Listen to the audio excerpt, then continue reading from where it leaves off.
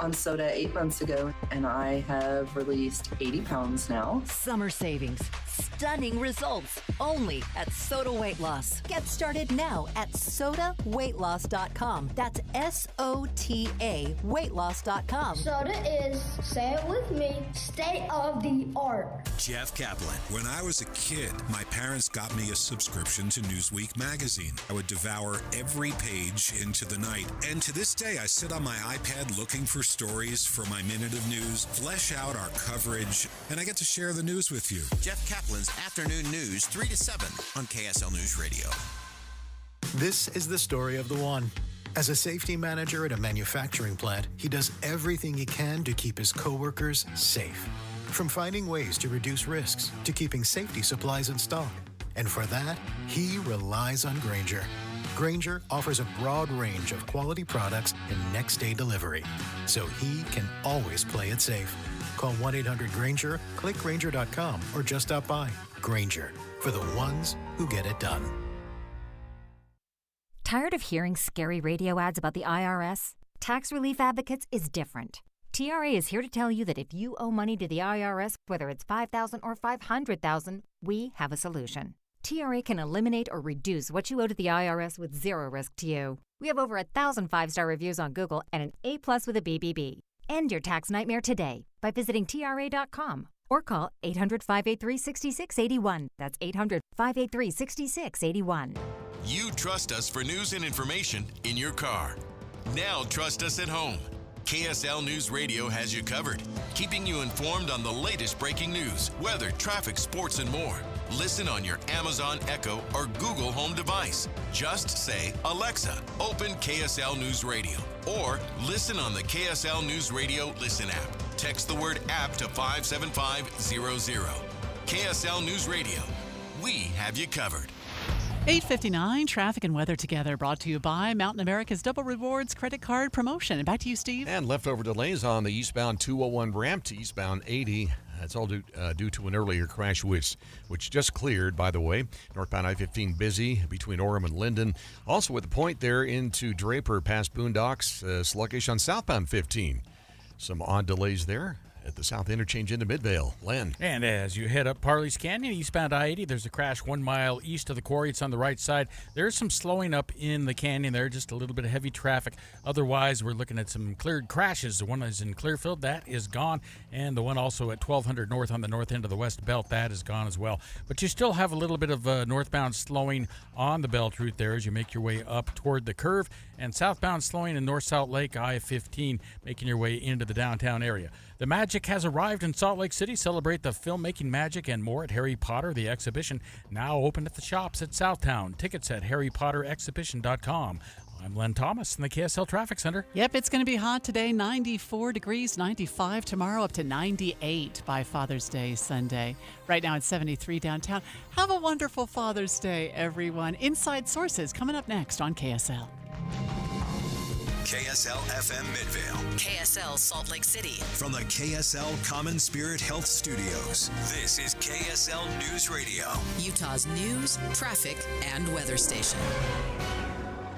9 o'clock at KSL News Radio. I'm Amanda Dixon. KSL's top story: residents in Saratoga Springs are frustrated after learning a major road in the city will be closed for 5 weeks.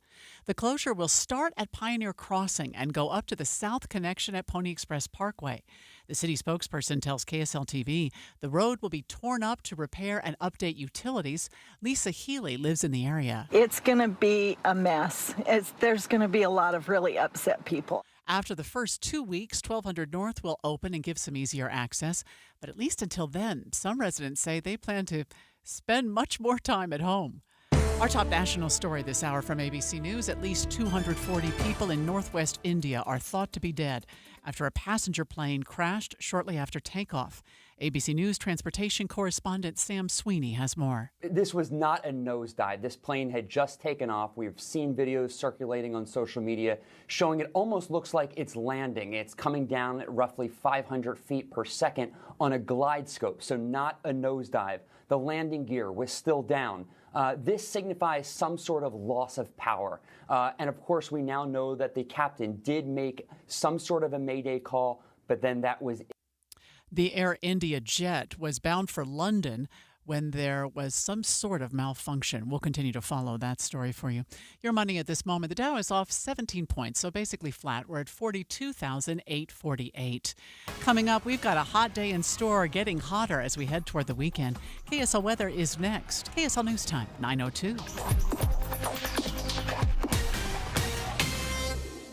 A reminder about the simplest way to get updated for your day. Hit your KSL preset when you jump in the car, and we'll take care of the rest. Hear key news updates and traffic reports. Andy and Amanda from 5 to 9 in your car. KSL News Radio at 102.7 FM. It's Jeff Jr. from Trajan Wealth, and I've got something important to talk to you about, your 401k. If you have changed jobs, there are two very important considerations. You don't want to leave your 401k behind, and you don't want to roll it over into your new company plan without consulting Trajan Wealth first. 401ks will often have limited investments or age-based options. Since companies have to make choices to suit all employees, they may not be suited to you, which could cost you fees and money. When you roll over your 401k into an IRA, you not only keep your money growing tax deferred, but you also gain access to a world of investment options specifically designed for you. Trajan Wealth and our fiduciary advisors have helped thousands, and we can do the same for you. Call Trajan today at 801-899-7600. 801-899-7600. Advisory services offered through Trajan Wealth LLC, an SEC registered investment advisor.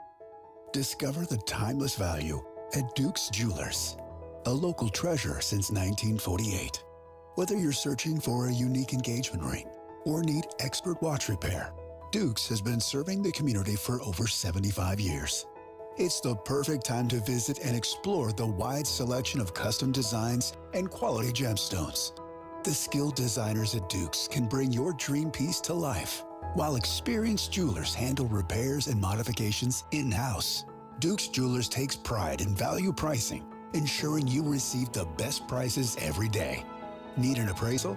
The Duke's Jewelers AGS certified gemologist is here to help.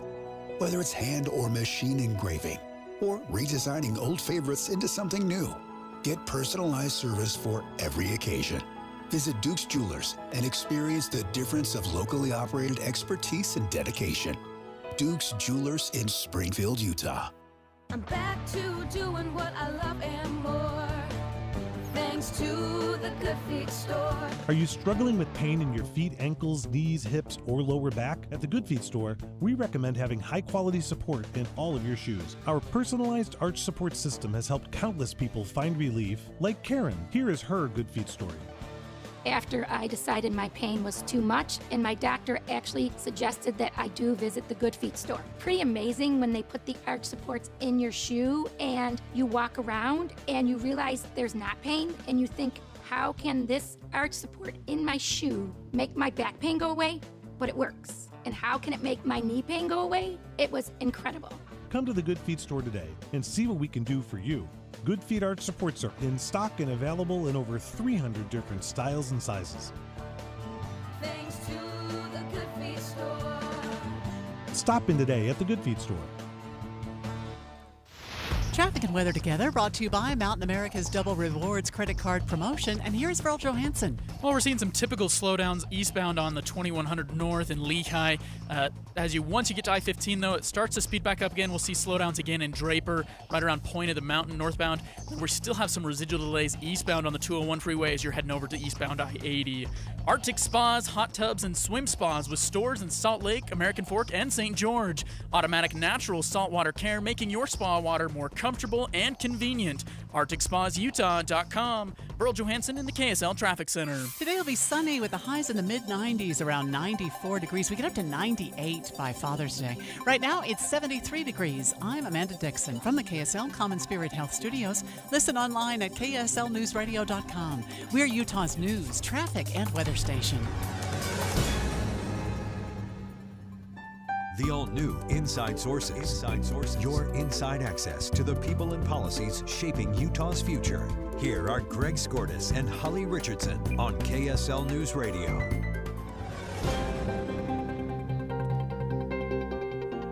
And we have a developing story. We hate to start the day this way, but there has been an Air India plane crash just several hours ago. We're getting news about it somewhat recently. Apparently, some 242 passengers and crew members on board, and it crashed into a medical facility, a medical hospital, medical training facility, and several of the people that were in the cafeteria there have been killed. Here's ABC News Chief International Correspondent James Longman with an update. This looks like an enormous tragedy, likely one of the worst aviation disasters in Indian history. 242 passengers and crew were on board this Air India flight when it crashed in a huge explosion earlier this morning.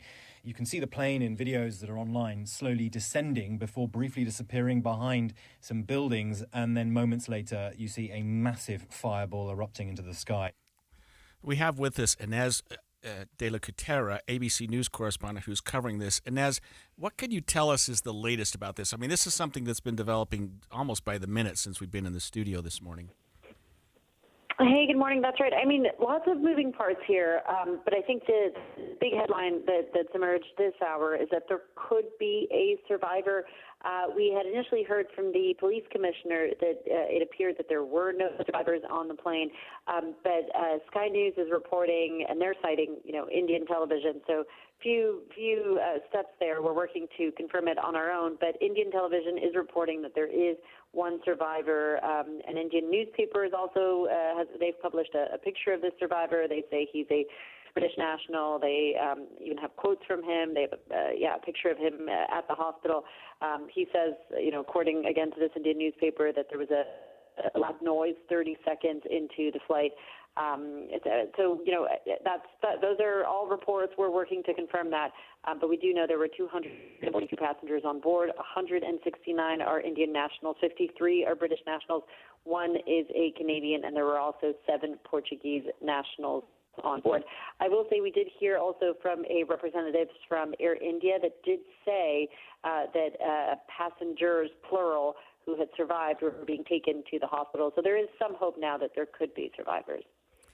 Wow. It looked like from the video that the plane had just barely taken off and hadn't even gotten very far. It looked like the crash site is about 3 miles from the airport. The plane got to about 600 feet, and then it almost appears that it just lost power. That's right, yeah. I mean, that's the video is really remarkable in that sense. You see the plane kind of taking off, and then it almost immediately starts to, it almost looks like it's landing, right? And it did crash into a very kind of densely populated area. The video, so you see the plane descending, and then the plane is kind of out of sight for a moment, and then you see this huge fireball and massive cloud of black smoke billowing into the sky. There are concerns for people who might have been in the building. We mentioned it's a medical complex that the plane crashed into. There are concerns that we're seeing reports there were students there, medical students having lunch in that building when the plane crashed, so concerns for their safety. Lots of questions as to whether other people who were not on the plane may have been injured. I will say what's interesting here also is that this was a Boeing 787 Dreamliner. That's important. There has never been a crash on this set of aircraft. There has never been a fatality due to an incident on a 787, and this is the first destroyed 787 in a crash like this. So thank you for joining us with those updates. What are we hearing from people maybe in London where the plane was headed? Do you have any information on that? Yeah, so we're starting to we're trying to reach the officials, and we know the British are going to be participating in the investigation actually. So when it comes to the investigation, we know that India is going to be leading it. The NTSB is also going to be participating. They are sending a team of U.S. investigators to India to assist with the investigation. Boeing will be a party to the investigation as the manufacturer of the plane, and the U.K. will also be involved because, like you say, this is a plane that was heading to the U.K. There were British nationals on board. But we're just waiting to gather more from officials. We do know, that the plane crashed less than a minute after takeoff. It was just at 625 feet. I am no aviation expert, but we are starting to hear from aviation experts who are saying that, a leading theory that's kind of emerging is that it could have been that the plane just was struggling to gain altitude, that there was not enough thrust for it to, continue climbing. But we'll just have to wait for the investigation to really know what happened. And you talked about this a minute ago, Inez, but the plane crashes into a medical facility, like a medical training facility, it seems like, and there are students in there having lunch. It was like 1:30 p.m. local time there. Do we know anything more about casualties on the ground, not that were necessarily in the aircraft? So we know that some people who were in the vicinity, and potentially some of these students who were in the building, are being taken to the hospital. We know there are some people who've been taken to the hospital, but we don't know exact numbers yet. We don't know, the condition they're in, who these people are. We're still waiting for updates on that from officials. This is, such a fluid situation. We're learning more and more with every moment passing. But yeah, lots of concerns for people who might have just been, in the vicinity of this crash because it was such a densely populated area. Right. Do you have any information about the pilot of this plane at this point? So we know the pilot is someone who had, thousands and thousands of hours of flying under his belt, and same goes for the plane. We know this is a plane that had been operating for years with no issues. I think 14 years is what our reporting was. So there are, lots of questions as to what happened. I mean, there are people now looking at Air India as well and its safety record. I will say it does have, some incidents in its history. So they had another crash in 2020, and then, back 15 years ago, they had a series of incidents as well. So they are now coming under the microscope. They're going to have to be answering questions, but we don't know at this point if it was pilot error or something to do with, the takeoff itself or the manufacturer, Boeing. We just don't know. And maybe last question, Inez, but you did confirm that this was a 787 Boeing Dreamliner, and I think you indicated, and it seems to be confirmed, that this is the first known fatality crash of that particular jet, the 787. Is that correct? That's right. Yeah, and I think that's exactly right. Yeah, and I think that's really noteworthy. I mean, we have. I think nowadays you hear the name Boeing mentioned, and people, for a lot of people, they have a reaction, right? Because we've heard it's associated with a number of plane crashes recently, but specifically the 737 MAX, and Boeing's come under scrutiny for that. But in this case, I think what is so surprising is that it was a 787 Dreamliner. It's one of the commonly used planes, and it's never had an issue. It's considered to be, one of the safest planes out there. So. I think that is also what is so shocking about this specific accident. Thank you for joining us this morning. Holly, it's interesting that 787 is apparently the best-selling passenger wide-body of all time. It went into operation in 2011. Apparently, it's carried that particular model has carried over 1 billion passengers, and there are currently 1,100 Dreamliners operating around the world. So this is an aircraft that has had a very good safety history, I would say, notwithstanding that sometimes you think Boeing's got this or that. But this particular aircraft seems to be one that's faced the test of time quite well. Yeah, it has, and I think we'll continue this discussion in our next segment, if that's all right with you. Yeah, I think, and only because it seems to be updated about every 30 seconds. I know there's so many people following this story. So far, over 200 deaths that confirmed seems to be confirmed. Although Inez indicated that there are at least 1 or 2 survivors, people on the ground involved as well. Just a tragic accident, like you say, Holly. We'll be back with more about this after the break. Jeff Kaplan. His Minute of News is great. It's always entertaining. I listen to Jeff Kaplan every day. He gives you important news and traffic and the familiar voice that helps you enjoy the ride home. I really like Jeff's Minute of News. He's calm and he's balanced. I really enjoy driving home and just listening to what he's got to say. Jeff Kaplan gets me home every day. Join the community that relies on Jeff Kaplan. He has you covered. Afternoons from 3 to 7 on KSL News Radio. Looking for reliable home services you can actually count on? I've got just the team for you. Mountain Home Services. They've been serving Utah since 1954 with honest, upfront pricing and zero hidden fees. Plus, they back every job with a 100% satisfaction guarantee. With summer heating up, now's the time to get your AC in shape. Mountain Home Services delivers fast, expert air conditioning service to keep your home cool and comfortable. And don't forget, they also handle electrical and plumbing work with the same trusted care. And here's the best part. KSL listeners get exclusive limited-time specials, but you have to call and ask. These deals won't last, so don't miss your chance to save. Call 801-543-2222 today and tell them KSL sent you. That's 801-543-2222 or visit mountainhomeservices.com. Get the service you need and the deal you deserve. This is Jeff Stout with Fink and McGregor, Mortgages Made Simple. News of recent layoffs reminded me of a quote from Bob Hope. A bank is a place that will lend you money if you can prove you don't need it. A periodic check of finances can prevent big problems later on. How much debt do you have? What are the payments? Do you have a rainy day fund? What would happen if you lost your job or had other unforeseen financial issues? Mortgage interest rates have been coming down, and there may be a window of opportunity to look at your situation in terms of a possible refinance and restructuring of debt. If you'd like to go over your situation, give us a call or take advantage of our quick application at 4minutemortgage.com. It might help. There's one way to find out. Give us a call. Fink and McGregor, Mortgages Made Simple, 801-264-9494. That's 264-9494. Or on the web at finkmcgregor.com, NMLS 289115. Tay-Tay was a typical girl that loved pink, singing, and all kinds of animals. At 3 years old, she tumbled off a horse and received a traumatic brain injury. Her family prayed for a miracle, and when they realized their daughter would not survive, they made the decision to donate her organs. Because of her donation, 4 other people received her organs and tissue, allowing others to live. Go to donorconnect.life and read about what it takes to become a donor. Did you know many people think that they're too old and not in good enough health to be a donor? Anyone can be a donor. If you were told that it could save a life for someone close to you, or even a stranger, would you please donate?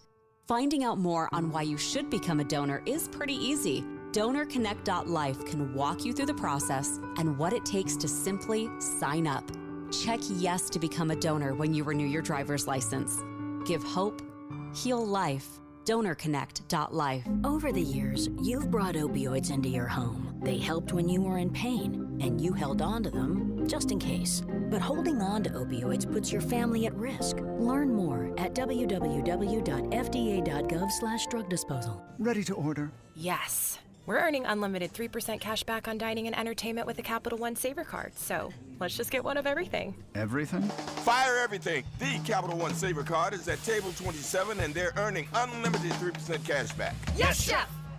This is so nice. Had a feeling you'd want 3% cash back on dessert. Ooh, tiramisu! Earn unlimited 3% cash back on dining and entertainment with the Capital One Saver card. Capital One, what's in your wallet? Terms apply. See CapitalOne.com for details. I'm Ed Evans, CEO of Consumer Cellular. No, we're not one of the big guys. Truth is, we don't want to be. If you're over 50, Big Wireless probably has you paying for more data than you might need. You could be throwing away thousands over a lifetime.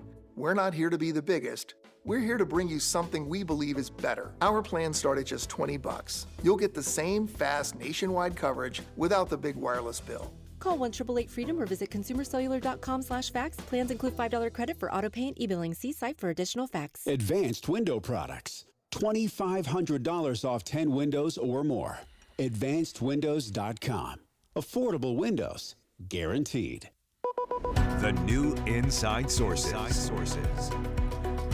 We are following up on a developing story this morning. An Air India plane en route to the United Kingdom from India has crashed in an area near the Ahmedabad, India airport, according to local officials and the airline. There were 242 passengers and crew members on board, and it appears that it crashed shortly after takeoff. It traveled about 3 miles and crashed into a medical college about 3.5 miles southwest of the city's international airport.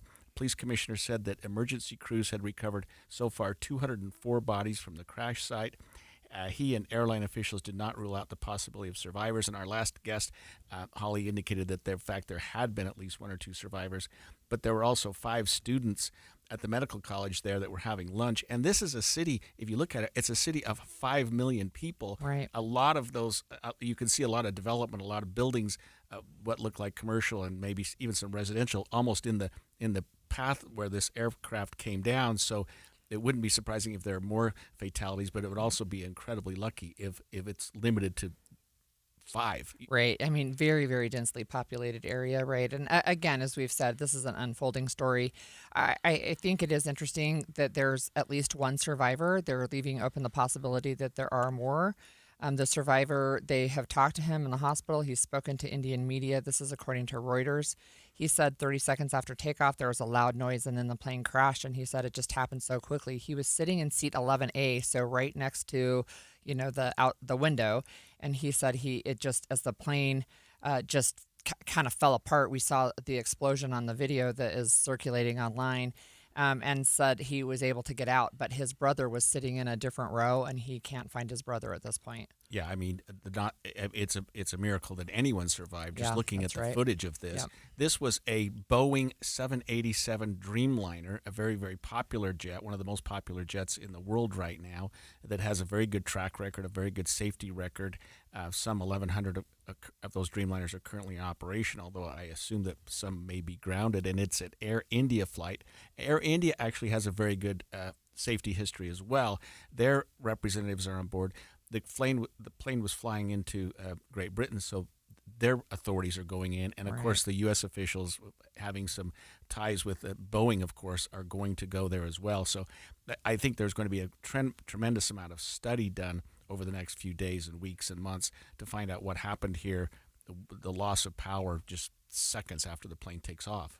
Right, and there was no evidence on the video that we saw of any kind of smoke or fire coming out of the plane itself, but it was so rapid, right? It happened so quickly that, I think information, of course, these investigations actually take quite a bit of time.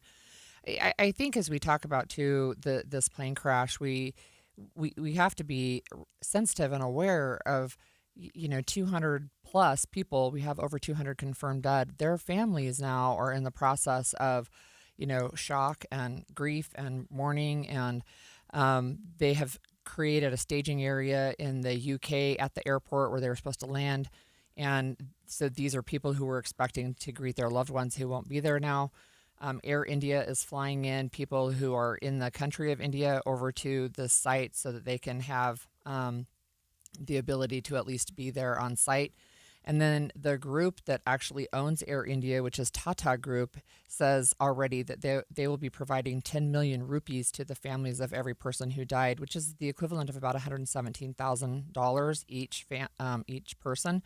And they'll cover the medical expenses, of course. And, this is when these kind of stories hit the news, right? It's just such a it's so heart-wrenching. And I have a brother who's a full-time pilot, and I have a son-in-law who's a pilot.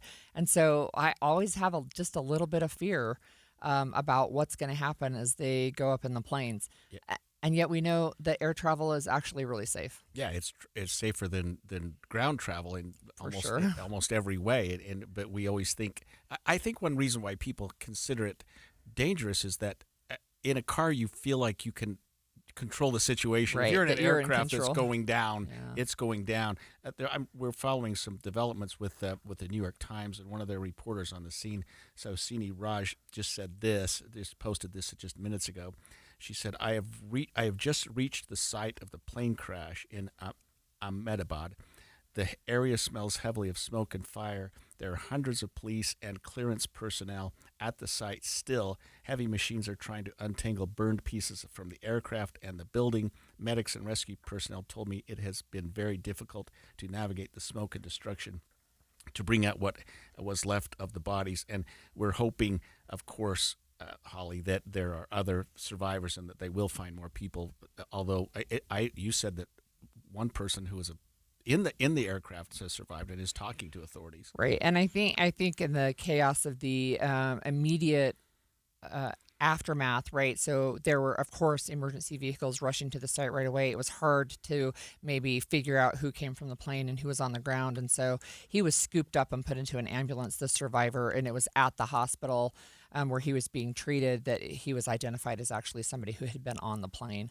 Yeah, it's a developing story, and there are the pictures of this. There are some pictures of the plane actually taking off, and it looks like it's going in I mean, obviously there's nothing to make you feel like it's going poorly, and then it starts descending, and to me, I'm thinking, okay, even if it's lost power, it's descending. The landing gear is still out. It can land on a runway. Fine, but there's no runway. It's gone 3 miles past the airport, and it's now in a busy part of that city, which is a big city. It's 1:30 in the afternoon there, so the city's populated very well. This particular medical facility, people are there having lunch in the cafeteria, and it just, I mean, the smoke and fire from the crash impact, just within seconds of the impact, are just horrific to watch. So this plane would have been fully loaded with fuel. It's a 10-hour flight from where they were leaving to the UK, so that could have impacted the explosion for sure, right? I'm sure more details will come out. But I'm actually looking at a graph on Reuters where they detail the percentage of time where crashes occur. And, of course, the most common time is during landing. But this one was, I don't know if you would consider it takeoff or initial climb. But it seems to be a combination of that. But only 4% or 4... Let's see, the 4 of the crashes between 2015 and 2024 happened during takeoff and 2 during the initial climb. Yeah, I mean, this is not very common. Yeah, at 600 feet, it's still fairly pretty initial low, climb. right? Yeah. It hasn't gotten very far. Yeah. The pilot, we're told, gave just a distress SOS signal just seconds before it happened, and the injured guest who was recovered, the injured passenger, said that he heard an explosion or a pop or something like that, a bang, and then it just started going down, and the crash is just horrific. But this is a Boeing 787, what they call a Dreamliner, huge passenger jet, crashed in a fairly populated city in India. Most of the passengers on board are presumed to be dead. Over 200 bodies have been recovered so far. It had a payload of 242 passengers, and of course plus crew. And and I'm seeing a breaking news update right now that the death toll confirmed has risen to 290. So that obviously there's people on the ground included in that death toll now. Oh wow! Because we had always heard that there were 5 people in the hospital, or excuse me, at the hospital facility. So 242 plus 5, so there must have been a significant number of... Whether it was there or on the ground, I mean, you can just imagine if the fireball expands outward, maybe there were pedestrians on the sidewalk. We don't know the details, and there's nothing except for just the breaking headline on Reuters that the death toll has risen to 290, say the police, the local police. Oh, wow. That's getting worse by the minute. And so far, maybe only one survivor from the aircraft itself. It was carrying 242 passengers and crew, so if it's up to 290... that's like some 50 people on the ground that were on the ground, where we had been hearing over and over that there were five medical students in the cafeteria who were killed. But you had to think, if you look at this picture, Holly, you had to look at this area, and it's a training hospital. It's a medical hospital where students are getting their medical training. They're in a cafeteria. It'd be hard to imagine just 5 people in the cafeteria or the medical facility itself, the college just having such a few number of individuals. So, oh boy, I hope that number doesn't climb too much more. Yeah, it's, I mean, again, really big concern, and we'll follow this all through our show today. We will. And when we come back after the break, let's talk about something that's happening closer to home.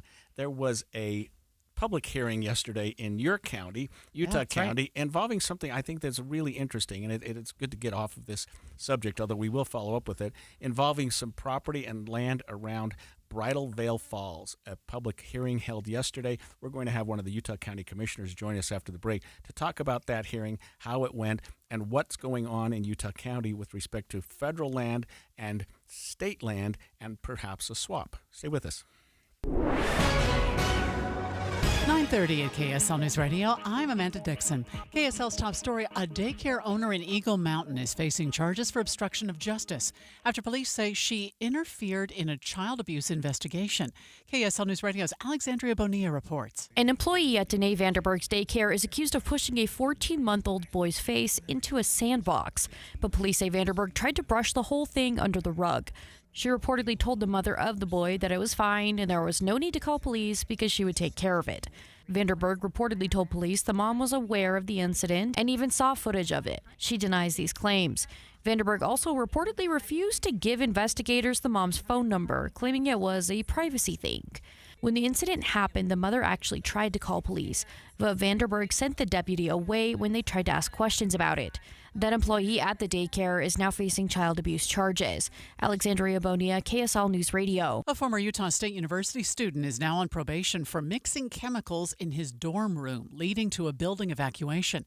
Cache Valley Daily reports Joshua Peter Jager's lawyer says he was mixing chemicals as an experiment for class and his love of science. The evacuation and decontamination efforts cost more than $20,000. He was sentenced earlier this week. Our top national story this hour from ABC News. Preparations for the big military parade this weekend continue. The White House is making a late request for the Air Force Thunderbirds to perform a flyover.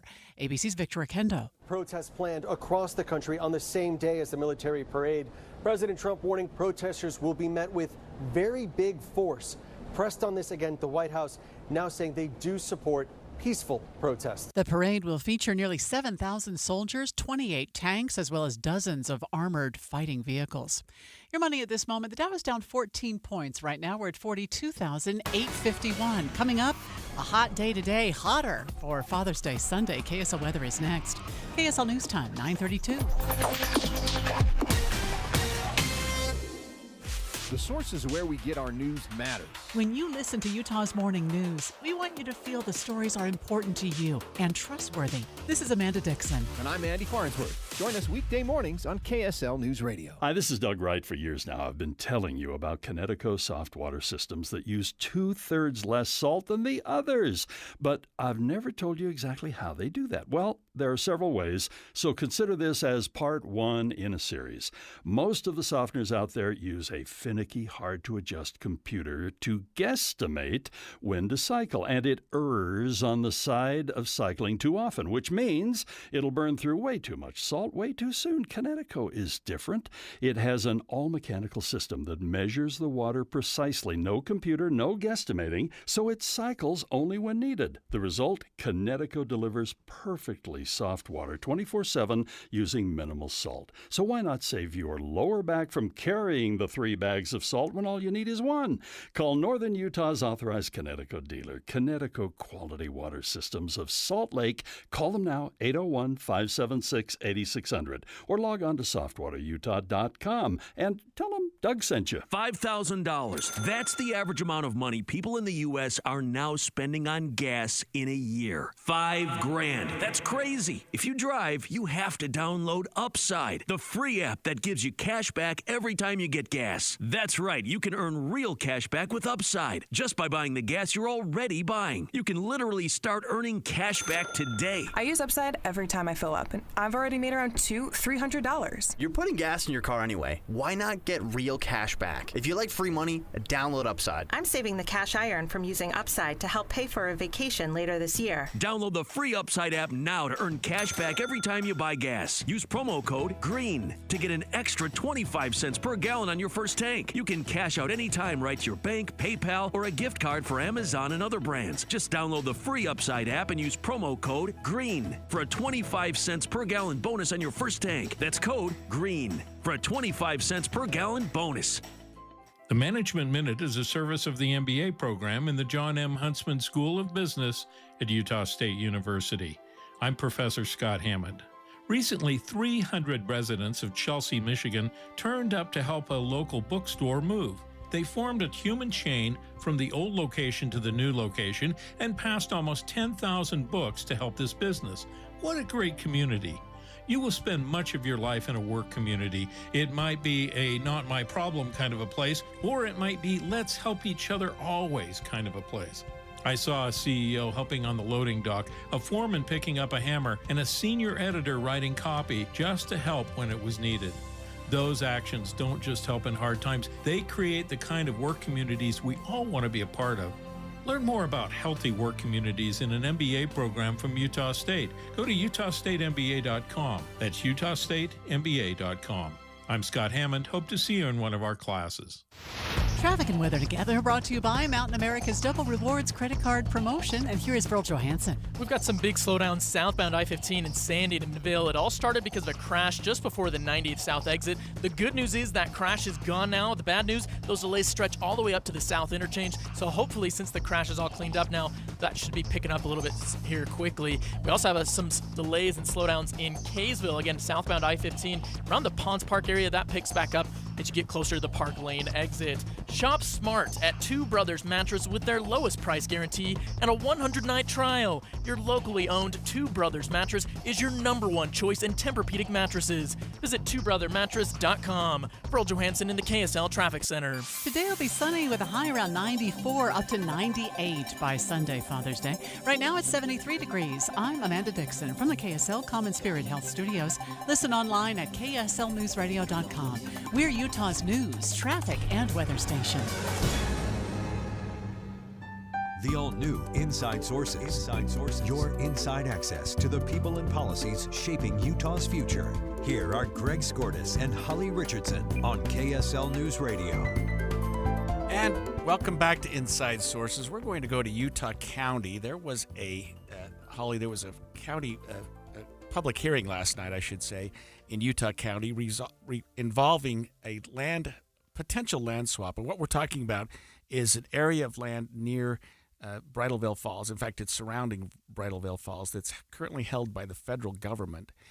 The county is considering going to the federal government and seeing if they will do a swap, an exchange of some land. Utah County's got, it looks like, 78 acres in an area called Vivian Park in Provo Canyon. I'm not familiar with that necessarily. I am. Oh, good for you. Of course you are. It's not far from home. And in exchange for 63 acres around Bridalveil Falls. And of course, everybody knows that area really, really well. Well, I have the story before we bring on the commissioner.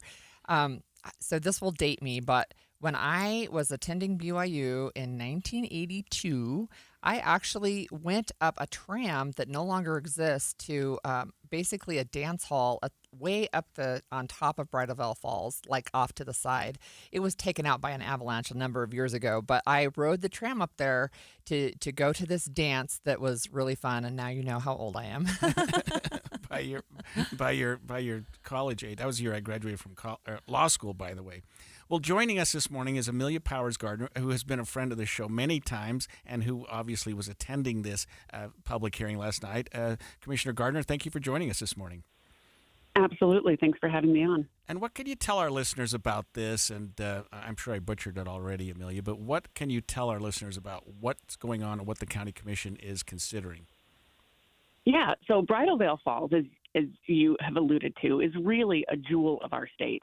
And it is the jewel of Utah County. And we've been in the process of working to preserve Bridalveil Falls and keep it open and accessible to the public for several years now. And as part of this process, we did extensive public surveys for folks and said, what do you love about Bridalveil Falls? What do you wish we had better at Bridalveil Falls? What could be improved? And one of the most common improvements that were recommended is the area at the foot of the falls. All that area is currently owned by Utah County, but there's a trail there, and as families sit to visit the falls, they're sitting or standing along an active Provo River Trail that has e-bikes and longboards and rollerblades and, regular pedal bikes going up and down at high speeds. And it's almost like you're playing a game of Frogger, right? You're like moving forward, backward, like try not to get hit. And when you've got your toddlers with you or your young children, then you're trying to like bring them through the Frogger game with you. And there have actually been some injuries there. So what we wanted to do and what the public feedback was is to create a bridge that brings that wheeled traffic out of the way of being right at the foot of the falls so that we can enjoy those falls. The problem we came into is the best place to put that bridge happens to be land that is owned by the Forest Service. So we asked them, hey, we will build it. We will maintain it. We have a commitment to keep the falls open and accessible for our people. Can we build a bridge here? And they said, not a chance. Wow. And we said, okay, can we buy the land? And they said, well, that would take an act of Congress. And we said, challenge accepted, and called Congressman Kennedy. And how did that go? So Congressman Kennedy has been very happy to work with us. Himself being a resident of Utah County, his family frequents those falls, and he definitely saw the need and saw that this would be safer. So what we've looked for is a land swap, and we're looking to swap some land that the county owns that's kind of at the top of the mountain that people don't have real access to. It's very, it's land that we own, but there's really not a lot we can do with it, and it's not, people don't visit it regularly. We want to swap that and give that to the Forest Service so that they can maintain the forest there. We would take the land at the bottom of the fall and we would keep it maintained and safe for visitors. Well, I think that certainly makes sense to me. So how did the public hearing go yesterday? The public hearing is kind of one of those processes that we kind of knew how people felt already because we'd done extensive surveys, but we wanted to give people one last chance. Sure. We only had one person who spoke, and that person was not opposed to what we're doing. They just asked that we ensure that we don't bring development, that we keep it open and accessible to all people, which is what the plan is. So really, the public is really aligned with the vision that we have going on here. And what's the current take from the Forest Service? Are they seemingly aligned now that there's been it looks like a pretty fair swap across the board? Yeah, in fact, the Forest Service is even significantly more aligned with the idea of just letting us build a bridge on their land. We're still moving forward with the land swap, but once they saw that this was going to happen, that there was going to be a bridge regardless. If we have to get the land, we will. They actually started approving the permits.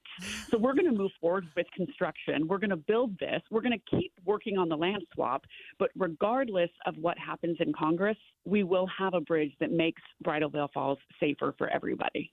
So what's the timeline that we're looking at? We will actually break ground this fall. We'll get some of the work done this fall. And then we're hoping construction will be next year, hopefully maybe fall of next year. If not, it'll be ready for the spring of 2027.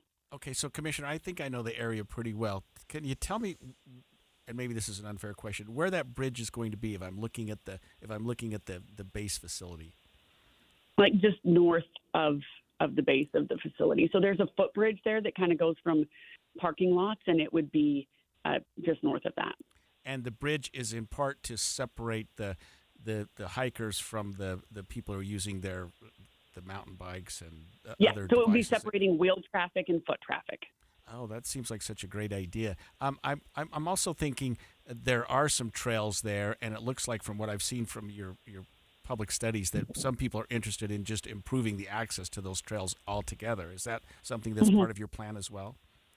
Yeah, and part of the plan was also upgrades to the restroom facilities, which have already been completed. So upgrading the restrooms, upgrading the parking lots, which that's been in process, access to the trails, and then creating a second bridge that would separate the foot and the wheel traffic, really just making it more accessible and safer for everybody. So let me ask you this off-the-wall question. Any chance of bringing back the gondola and the dance hall? I do not see that at this point. So we did put Bridal Veil into a conservation easement, and it has since become a state monument, but it's become a state monument with an interlocal agreement that Utah County maintains it. And under that conservation easement, as long as it is active, a gondola is not in the picture. In fact, no construction at the top would be in the picture under that conservation easement. Oh, that's too bad. Well, it was fun at the time, but I had to be careful to not look down too far because it was really steep. It was a spooky ride. Thanks for joining us, Commissioner. Absolutely. Thank you. That is a beautiful area, and I So appreciate pretty. her comment. That's one of the treasures of Utah County. It truly is. You can't avoid looking at it, although you should when you're driving down that highway. Which is, by the way, if you've ever owned or ridden on a motorcycle, it's one of the finest drives you can do in Utah. It's really a lot of fun. When we come back after the break, we're going to talk. This is really interesting, and I don't want to tease it too much, but speed control devices for cars to try to regulate people who speed too much. Right. We're going to talk about that after the break. I am down 50 pounds in 11 weeks, and this program works. The pounds melt off. It's amazing. I let go of 50 pounds. It felt unreal. I was so proud of myself. Get in the best shape of your life with Soda Weight Loss. Just 3 weeks in, and pounds are dropping off very quickly. I am down 26 pounds in 3 weeks. Summer is right around the corner. Your summer body starts right here because Soda's summer savings are on. Every single day, Soda Weight Loss is helping people let go of the weight without drugs, without hunger, and the weight stays off. I tried other things, came to soda, just amazing. I started on soda 8 months ago, and I have released 80 pounds now. Summer savings, stunning results, only at Soda Weight Loss. Get started now at sodaweightloss.com. That's SOTA weightloss.com. Soda is, say it with me, state of the art. Everything's a little better when it's super. Heroes, markets, sized, and of course, checks. A super check gives you an in-depth review of your current insurance coverage with a Farm Bureau Financial Services agent, no matter who your insurance provider is. That's super cool. Talk to a Farm Bureau agent to make sure you're properly covered at fbfs.com/protect. It's your future. Let's protect it. Farm Bureau Property and Casualty Insurance Company, Western Agricultural Insurance Company. Tired of hearing scary radio ads about the IRS? Tax Relief Advocates is different. TRA is here to tell you that if you owe money to the IRS, whether it's $5,000 or $500,000, we have a solution. TRA can eliminate or reduce what you owe to the IRS with zero risk to you. We have over 1,000 5-star reviews on Google and an A+ with a BBB. End your tax nightmare today by visiting TRA.com or call 800-583-6580. That's 800-583-6580. If you've got a gas-powered engine, keep it running like new at every fill-up. Stable in-season protection is your engine's preventative medicine, cleaning and protecting the entire fuel system in season. In outdoor power equipment, prevent gum and varnish buildup that could cause a rough or non-running engine. For cars and trucks, increase fuel efficiency and power by removing deposits, ensuring your engine's long-term health. Stable outperforms the competition in independent lab testing. So at every fill-up, start with Stable. I'm Utah Tax Attorney Jordan Wilcox. Listen to what actual clients have had to say about working with us. I'm Paul. I'm a contractor. I had a tax problem that was pretty significant. Needed some help with the IRS. I had prepared my taxes for a few years, but when I went to file them, I didn't have any money to pay those taxes. And so I just filed the returns in my drawer and went about my business. And about 3 years went by when I did that, and pretty soon I owed $102,000. And I met with Jordan, and we talked about the hole I dug myself into. And from start to finish, the process was encouraging, supportive, saved me about $80,000, $102,000 to $22,000. No complaints. Hi, I'm Jordan Wilcox. You need a tax attorney that's not afraid to fight for you. Schedule your free consultation today. Visit endtaxworry.com. The relief is immeasurable. Don't wait. End your nightmare. Your relief starts at endtaxworry.com. Before a disaster turns your family's world upside down, it's up to you to be ready. Get a kit. Make a plan. Be informed. Learn how at www.ready.gov. Brought to you by the Federal Emergency Management Agency and the Ad Council. Regardless of how old your air conditioner is, there are a few things you can do to help it last as many summers as possible. What's up, everybody? I'm Mike Wilson with Any Hour Services, and like so many things in our life, it's easy to take our air conditioner for granted. If you keep a clean filter, rinse the outdoor unit off every once in a while, and have it serviced once a summer, you can reduce your risk of unexpected breakdowns. But eventually it will break down. And if someone tells you that your only option is to replace it, don't be afraid to get a second opinion. You could save thousands of dollars repairing it instead of replacing it. Any Hour rarely comes across an air conditioner that just can't be repaired. That doesn't mean you won't choose to replace it anyway, but being told you don't have options, that's not cool. So if you want honest answers and straightforward options, give Any Hour Services a call. And remember, every week this summer, Any Hour Services is giving away an air conditioner to one lucky customer as part of our Coolest Summer Sweepstakes. No purchase is necessary. You can see official rules or schedule your service at anyhour.com. No one helps more homeowners than Any Hour Services. If you're struggling with your mortgage, there's a free government program that offers expert one-on-one advice about your mortgage options. Call 1-888-995-HOPE or visit makinghomeaffordable.gov. Brought to you by the U.S. Treasury, HUD, and the Ad Council. Inside Sources. You know, Holly, I talk every once in a while about the fact that I've been practicing law for 4 decades now, and although I don't practice necessarily and represent people involved in speeding tickets and whatnot, it was a rarity, it seems, back in the day when you'd have somebody driving a car 100 miles an hour. It was such a significant event that when we had a judge here in Salt Lake County, a justice court judge, who would say if you're doing that, you're going to jail, and she would sentence people to a weekend in jail for what's essentially an aggravated speeding ticket. Wow. Well, I was going to say back in the day, cars couldn't hit 100 miles there an you hour. go. So. Right. I certainly didn't have one that could, but now we all do, and it seems like we see these cases all the time now where people are driving their cars 100 miles an hour. I represent a lot of police officers, and they get involved in these chases, and they usually back off because of the fact that the speeds can get into the 120s. We recently saw a story in Payson where a man was charged with driving a car 142 miles an hour on the freeway. I don't even know what car can do that, and I don't want to know.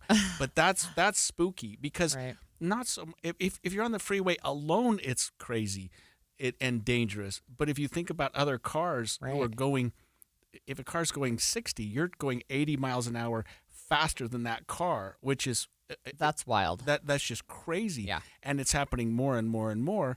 And so some states have decided maybe we should do something about it. And you can add Washington State to the place, one of the places where judges can now require that. This is ABC's Jim Ryan telling us what's behind these new statutes. The Washington state speed control law was passed after a dramatic rise in the number of fatal speed-related crashes, like the one that killed David Sale's daughter. We've proven time and time again that speed kills. High excessive speed is even worse. Virginia was the first state to have such a law, but some drivers, like Thomas Straka, think speeding is a personal choice. I certainly would not want the government to put any device in my car that would restrict me from doing that. Jim Ryan, ABC News. Yeah, I mean, people wouldn't want something in the car that prevents them from drinking and driving I know, right? So right, I understand. In fact, I remember when I was in the Utah legislature, Speaker Lockhart at the time, Becky Lockhart, said you can't legislate stupid. But right.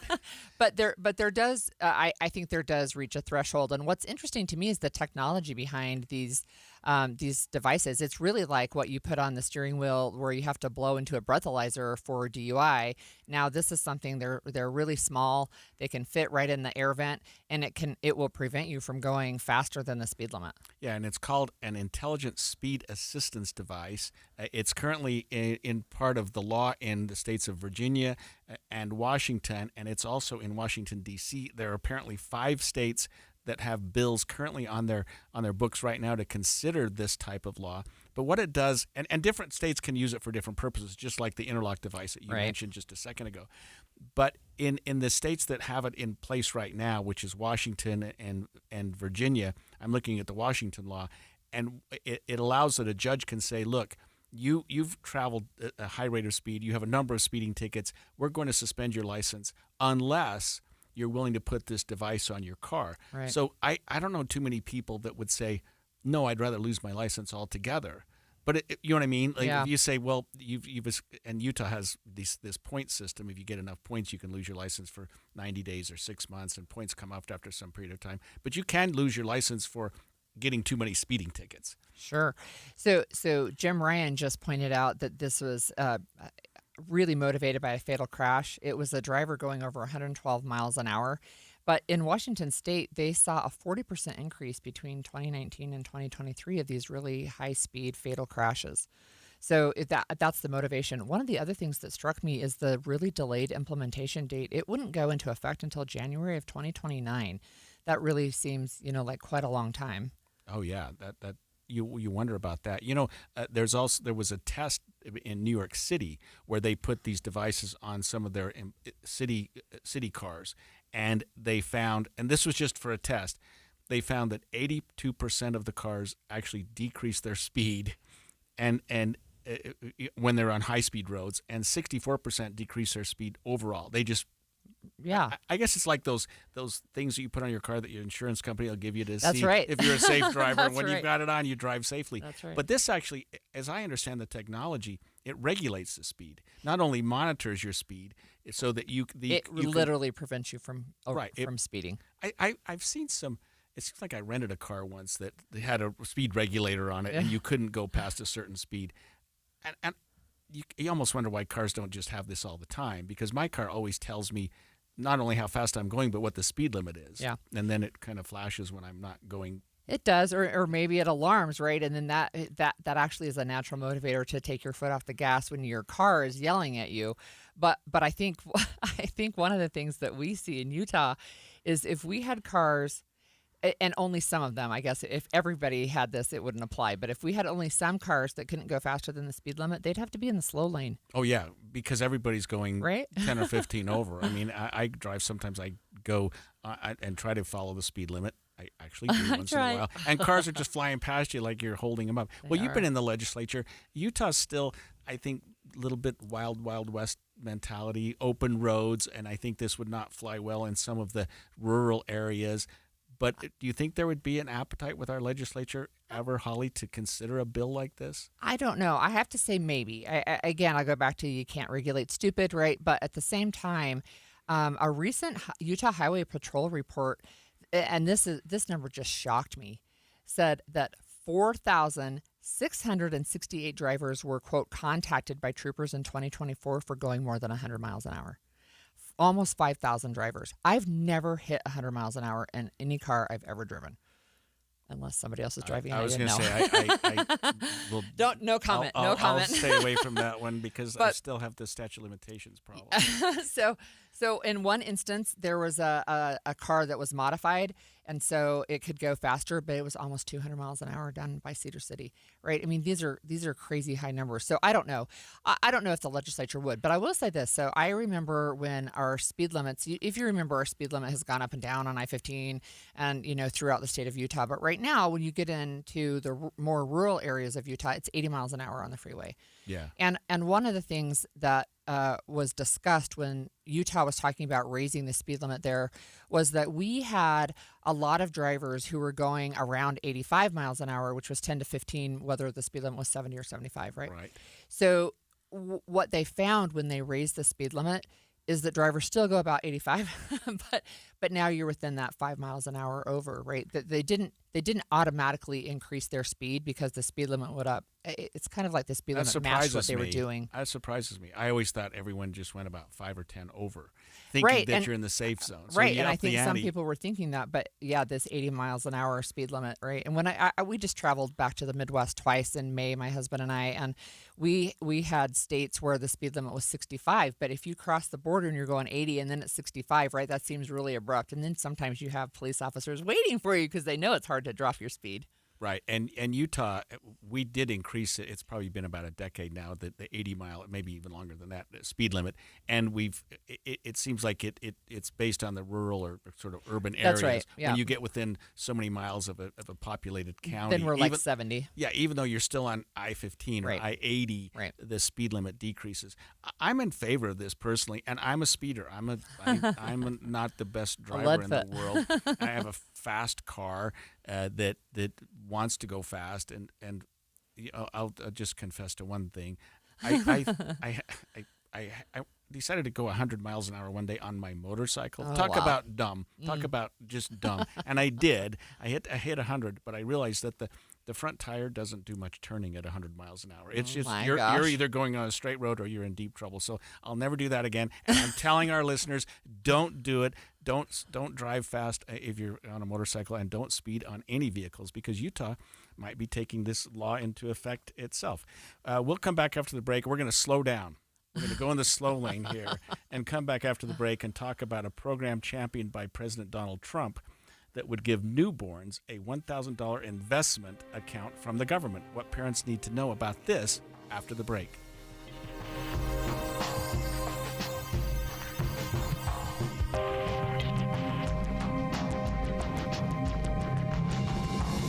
KSL FM Midvale. KSL Salt Lake City. From the KSL Common Spirit Health Studios, this is KSL News Radio. Utah's news, traffic, and weather station. 10 o'clock at KSL News Radio. I'm Amanda Dixon. KSL's top story this hour, Utah Senator Mike Lee has brought back a proposal to sell off some federal lands in Utah as part of President Trump's budget bill. But KSL News Radio's Adam Small reports there's a lot more land on the table this time. Utah Congresswoman Celeste Malloy's first proposal, which was scrapped by the House, would have allowed select lands in southern Utah and Nevada to be sold off, but Senator Lee's version would put federal lands in Utah and 10 other western states on the table. And according to the Deseret News, this version also would not rely on maps to target which land to sell, instead calling for a certain percentage of lands in specific states to be sold. The lands on the table will not include national parks, monuments, or wilderness reserves. A 19-year-old on probation for a DUI is facing new charges after police say he crashed a motorcycle. St. George News reports Mason Eli Burson was driving an unregistered and uninsured dirt bike before crashing. The investigating deputy says he and a female passenger were both injured in the accident.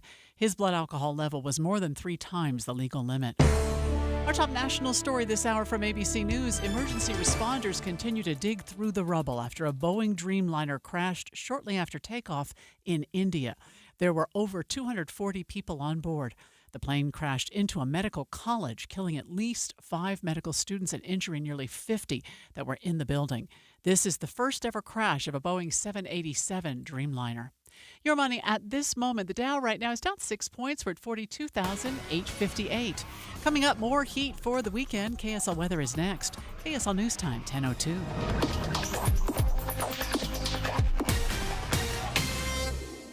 Mornings are for recharging. And they're for starting your day right. We volunteer to join you in the car. Get news and weather at 102.7 FM during the most important part of your day. Andy and Amanda, each morning between 5 and 9 on KSL News Radio. My perfect day has sand, salt water, and friends. But my moderate to severe plaque psoriasis can take me out of the moment. Now I'm all in with clearer skin thanks to Skyrizi. Risankizumab Riza, a prescription-only 150 milligram injection for adults who are candidates for systemic or phototherapy. With Skyrizi, most people saw 90% clearer skin, and many were even 100% plaque-free at 4 months. Skyrizi is just 4 doses a year after 2 starter doses. Don't use if allergic to Skyrizi. Serious allergic reactions, increased infections, or lower ability to fight them may occur. Before treatment, get checked for infections and tuberculosis. Tell your doctor about any flu-like symptoms or vaccines. Thanks to Skyrizi, there's nothing on my skin, and that means everything.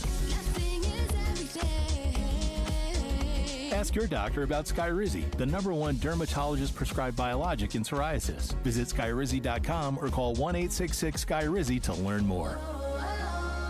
Looking for reliable home services you can actually count on? I've got just the team for you. Mountain Home Services. They've been serving Utah since 1954 with honest, upfront pricing and 0 hidden fees. Plus, they back every job with a 100% satisfaction guarantee. With summer heating up, now's the time to get your AC in shape. Mountain Home Services delivers fast, expert air conditioning service to keep your home cool and comfortable. And don't forget, they also handle electrical and plumbing work with the same trusted care.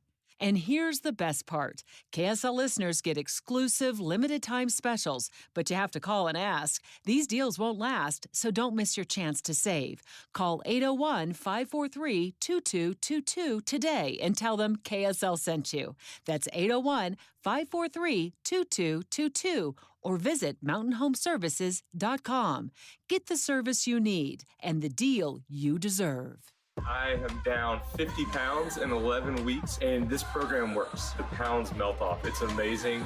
I let go of 50 pounds. It felt unreal. I was so proud of myself. Get in the best shape of your life with Soda Weight Loss. Just 3 weeks in, and pounds are dropping off very quickly. I am down 26 pounds in 3 weeks. Summer is right around the corner.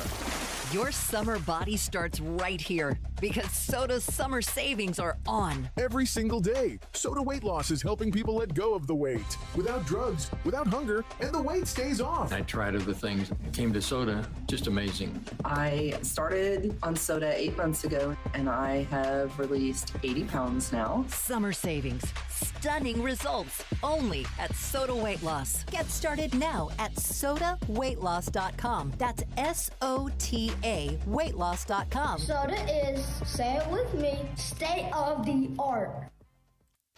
Traffic and weather together brought to you by Mountain America's Double Rewards credit card promotion. And here is Virl Johansson. We've got a crash eastbound I-80 just ahead of the Highway 189 exit. Doesn't seem to be causing any delays at the moment. Looks like it's all on that right-hand shoulder. We're also still seeing some slowdowns southbound I-15 in Kaysville, right around the Ponds Park area. But once you get to that Park Lane exit in Lagoon, things start to speed right back up. Northbound I-15 all the way from Provo to Ogden, looking like a nice drive.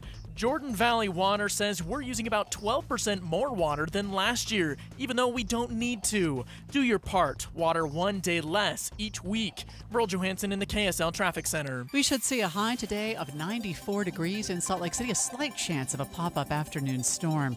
And then it just gets hotter, back up to 98 by Father's Day. Right now, let me double check and see if that's so. Yep, we're at 79 degrees. I'm Amanda Dixon from the KSL Common Spirit Health Studios. Listen online at kslnewsradio.com. We're Utah's news, traffic, and weather station. The all-new Inside Sources. Your inside access to the people and policies shaping Utah's future. Here are Greg Skordas and Holly Richardson on KSL News Radio.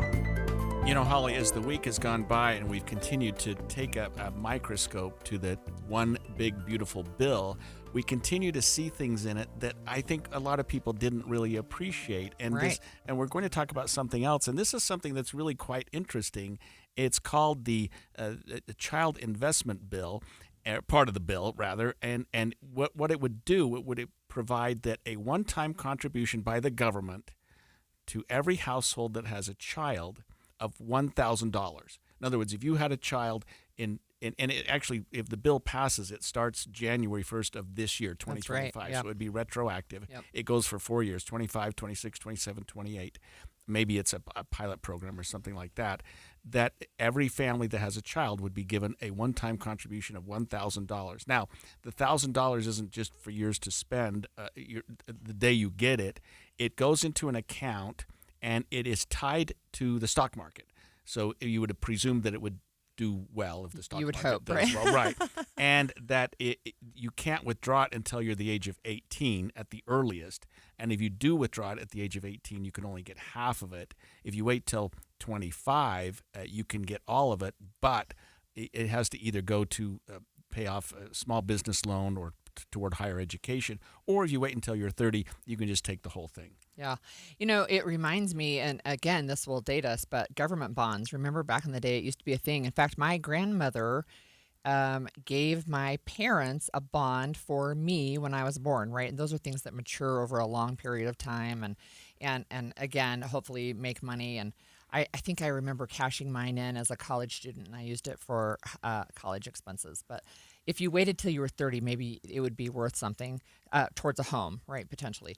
But one of the things I think that's interesting here are some of the discussions against it. So first of all, this is going to add money to the one big beautiful bill. It's in the neighborhood of $3 billion a year, just based on how many children are born in the U.S., right? So that's one issue. But another issue is people are saying, yes, one of the plans is that you could open this up and parents then, or grandparents or whatever, can contribute, again, up to $5,000 per year into this account. So kind of like an IRA, but for a baby. Right. But what people are saying, people who are opposed to this are saying, you know, look, this is really just a benefit for the wealthy, because families who don't have an extra $5,000 a year are not going to be they won't have the ability to put it in here. And so the savings or the growth is not going to be that high. Yeah, but I think families could do that anyway, and probably are doing that anyway. This might be, and I understand that pushback, but you can't argue with a $1,000 down payment that everybody gets across the board. And you're right, $3 billion a year based on. I mean, it's pocket change. Come on, but right. That number, a significant number of births every year. and households can contribute up to $5,000 per year. So it is a lot like that, and maybe it does reward people. And I don't want to say this too lightly, but $5,000 a year is a significant investment. But in today's age, I would think that at least half of Americans could afford that. I don't know that. I don't know that that's true. I don't know that that's true. I don't know that that's true. Right. So you've got a trade-off, and in fact, we have a quote. This is from a Time magazine article, and this is a quote from the senior director for federal budget policy at the Center on Budget and Policy Priorities, which is a nonpartisan research institute. And Brendan Duke posted this. He says it feels like low-income families would prefer their assistance buying groceries not get cut, but that's just me. Right. So if you're talking about you're trying to figure out your grocery bill, you're really not going to have $5,000 to put into this. Yeah, that's a good point. The college savings. So you've got 529 college savings programs. They actually have a better rate of return. Some people are saying than this would have.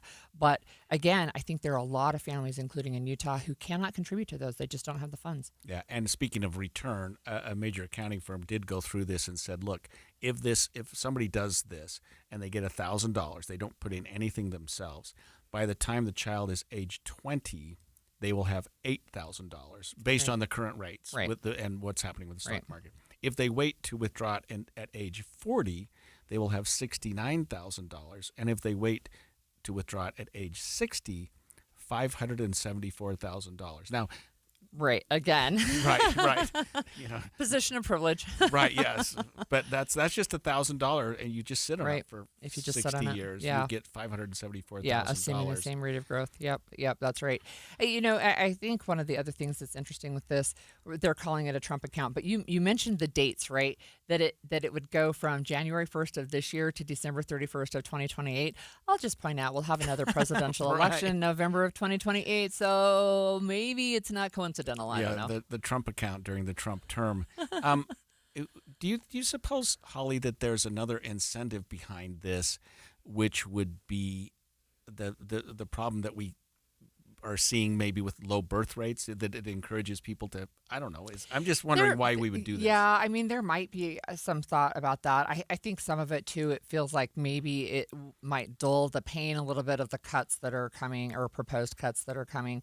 And I think one of the things that's interesting is as adults, we know kids have this problem, but adults do too. Deferred gratification is difficult, right? So it can make a difference. I don't know that it really would make a difference in the birth rate or the fertility rate in the United States, right? When people are saying things like they're paying more for childcare than I pay for my mortgage. I mean, $1,000 that you can't touch. In fact, as a guardian, you can't touch it at all. But that you can't touch for 2 decades. I don't know how much incentive that's going to be for people. Yeah, I understand. And you're right. I didn't mention that, but it is a deferred investment account privately held by the children's guardian. So it's mom and dad or whoever the guardian of the child holds the money while the child ages. And then once the kid turns 18, then it becomes the property of the child. Right. If they, like I said, they can take half of it out as long as it's for a good purpose. Otherwise, you got to wait till you're 30, and then you can get all of it. But it could be worth a significant amount of money by age 30. It could be worth 5 figures. So, but it's free money too. I mean, it's hard to. But it's not free. Okay. Government money is never free. It's always taxpayer money. So smart, right. $3 billion a year. Another part of the big, beautiful bill that I think a lot of people are concerned about. Where are we going to get this money? That's right. And why do we have these investments and these expenditures when we're also trying to cut taxes, and cut Medicaid. I mean, we've talked about that as well, right? I mean, you've got these things where you've got some real pain potentially coming right away. And again, this is a deferred investment that's 2 decades down the road. And the program would only last through the Trump presidential term. So we've got those discussions as well. Any surprise that it's going to be called the Trump account? Oh, no, of course. I'm not surprised at that. Right. So, in fact, I'm only surprised they're not calling it the, big, beautiful Trump newborn account. I don't know. Right.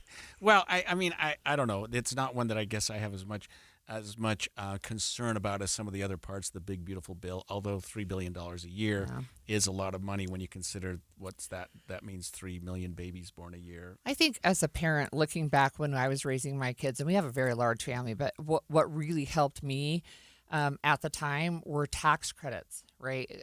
They were credits Oh, yeah. for the money that it costs to raise a child, right? And of course, it doesn't cover the cost to raise a child, but that was immediate, right? I could wait a year at least, and then I could have it then at least be able to take that off my taxes, right? And that was super helpful. And I think those are some of the discussions as well. Yeah, interesting. A blast from the past. You mentioned savings bonds. I think Right. that's what they were called. I hadn't even thought about those but I used to buy them thinking this is a great investment. Right. You know, Government you bonds. pay $50 and then in 10 years it's worth $100 Right. or something like that. Yeah, Of course, that's none right. of us ever waited long enough. I That's would always right. cash them out, and it was a bad investment. After the break, Utah Senator Mike Lee has brought back a proposal to sell off some federal lands in Utah as a part of President Trump's big, beautiful bill. We'll discuss that after this break.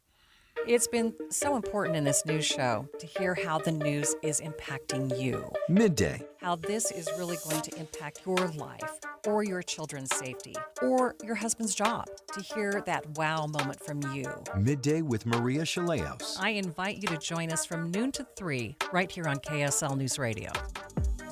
Market volatility isn't slowing down. If you're nearing retirement, now is not the time to wait and see. Every day of uncertainty can put your future at risk. It's time to diversify. I'm Jeff Jr. with Trajan Wealth, and I want you to know you can create certainty, locking in guaranteed income for life. This means predictable, stable cash flow, even in turbulent times. You've worked too hard to leave your retirement to chance. Right now, there are options to receive up to 30% upfront or annual growth of up to 10% for retirement income. That's up to $30,000 upfront or up to $10,000 per year on $100,000, all guaranteed for retirement income. Don't wait. Call Trajan today at 801-899-7600. 801-899-7600.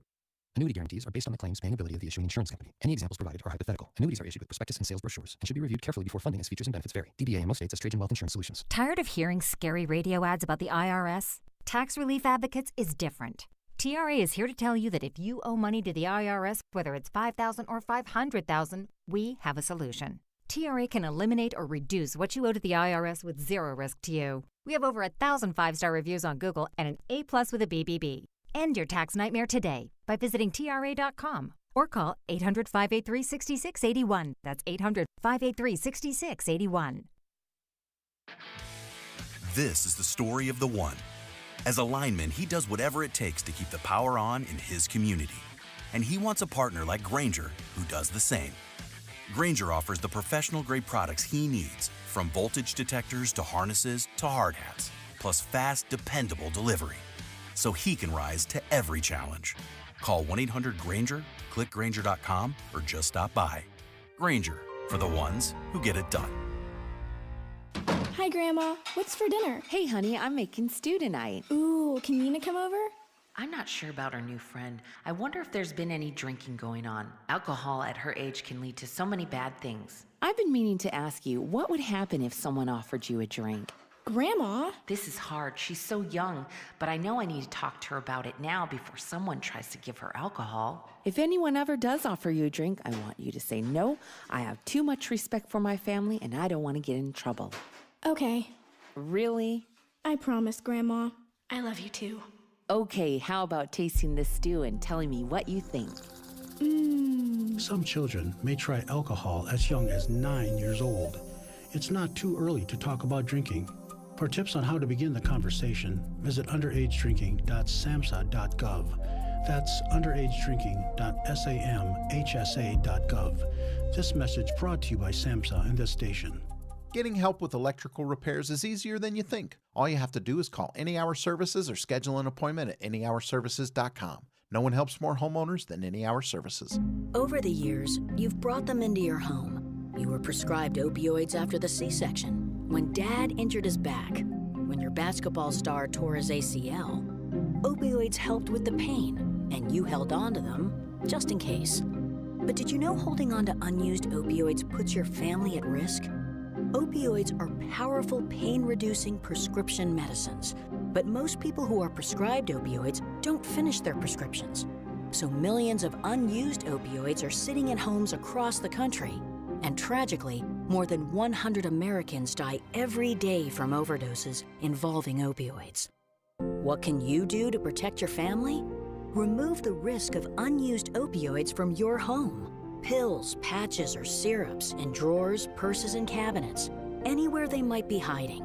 To find out how to dispose of them properly, visit www.fda.gov/drug disposal. And expanded Inside Sources. Another part of the One Big Beautiful Bill, we should just start calling it the OBBB. Some people do that. Because it involves the sale of federal lands, and it's something that we've talked about a lot, especially here in Utah, because I think something like 2/3 or 70% of the state is federal land, and an idea to raise money, I guess, for the federal government by selling off portions of federal lands, and it's restricted, I should say at the outset. It wouldn't include national parks, national monuments, and things like that. Well, obviously that would not be part of this, but I don't. This one's interesting to me, and I don't know much about the history of it. So this is going to be a little bit of sausage making for our listeners. Okay, so in the House, before the Big Beautiful Bill passed by one vote, Celeste Malloy, Republican Congresswoman from Utah, spearheaded an effort to sell public lands. And the idea behind it was we're going to put housing on this land, and that will open up potential for affordable housing, et cetera. There was a lot of pushback on the House, and in order to get it to pass, they had to strip that portion out of the bill, and so they did. So what's happening now is on the Senate side, Senator Mike Lee is proposing something similar, but it's not exactly the same. They're trying to make it meet what they call the Byrd Rule, which is a parliamentary procedure which says on a reconciliation bill, this budget bill, you can't have policies that are unrelated to budget changes or outweigh budgetary effects. And so what Mike Lee is trying to do, what Senator Lee is trying to do, is it would be similar, but the language would not use specific maps. They're not going to say specific acreage. They're just going to say they're going to instruct the Interior Secretary to sell off between 0.5% and 0.75% of federal lands in specific states. That includes Utah, as well as Alaska, Arizona, California, Colorado, Idaho, Nevada, New Mexico, Oregon, Washington, and Wyoming. But then it's trying to also say the policy here is it would go to deficit reduction, right, if we do that. And so again, you've got some sausage making. It has to comply with parliamentary rules in the Senate, and there's no certainty yet that Mike Lee's proposal will do that yet. It has to be evaluated, and it does have quite a few differences from Celeste Malloy's. But again, what would happen if that were the case is that then these public lands could be sold off, which could pave the way for increased lease sales, for example, or permitting reform or housing. But that seems like such an outlier because these are areas that are really not, there's no infrastructure. They're way out in the boonies largely. Yeah, and as I understand it, Malloy's proposal included 211,000 acres in Utah and Nevada. Like you said, that was taken out, and now we're talking about 0.5 to 0.75%, which means half of a percent, half of 1%. It's not a huge number, but I mean, given the amount of federal land around the country, it could be significant. And I'm looking at the Byrd Rule, and what it indicates is that if you have something like this and you're developing a project like this, that it has to contribute to certain things as you might expect, including deficit reduction, conservation issues, maintenance projects, infrastructure, roads and utilities and things like that, or school funding. So it can't just be raising money for the federal government. It has to be tied to something like that. I mean, the conservationist in me is always concerned about something like this, but the practical part of me thinks that raising some money in this capacity and making the land more accessible to people for whatever, especially if you're dealing with these Byrd Rule issues, does make some sense. Yeah, I mean, one of the things that happened on the House side is you had Republicans, very conservative Republicans, who opposed this. One of them was Ryan Zinke, who is a representative from Montana now. He co-chairs the Public Lands Caucus in the House, and he just has overall concerns about selling off public lands, and the reconciliation language that they're working with on the Senate side would exempt Montana from any sales, right? so he was. There's a carve out from sales. So it just depends, right? People in Utah, they at least some legislators, Republican governor, they're in favor of this idea. But even a conservative Republican from Montana, not in favor. Yeah, and some other opposition. The Center for Western Priorities, which is a group I'm not familiar with, put out a statement saying, quote, Senator Mike Lee should be ashamed of himself for using the housing affordability crisis as an excuse to sell public lands off to private developers. Southern Utah Wilderness Alliance, who we visited with yesterday, I think, says the sale of lands is to pay for tax cuts for the ultra-wealthy and against the wishes of the American people.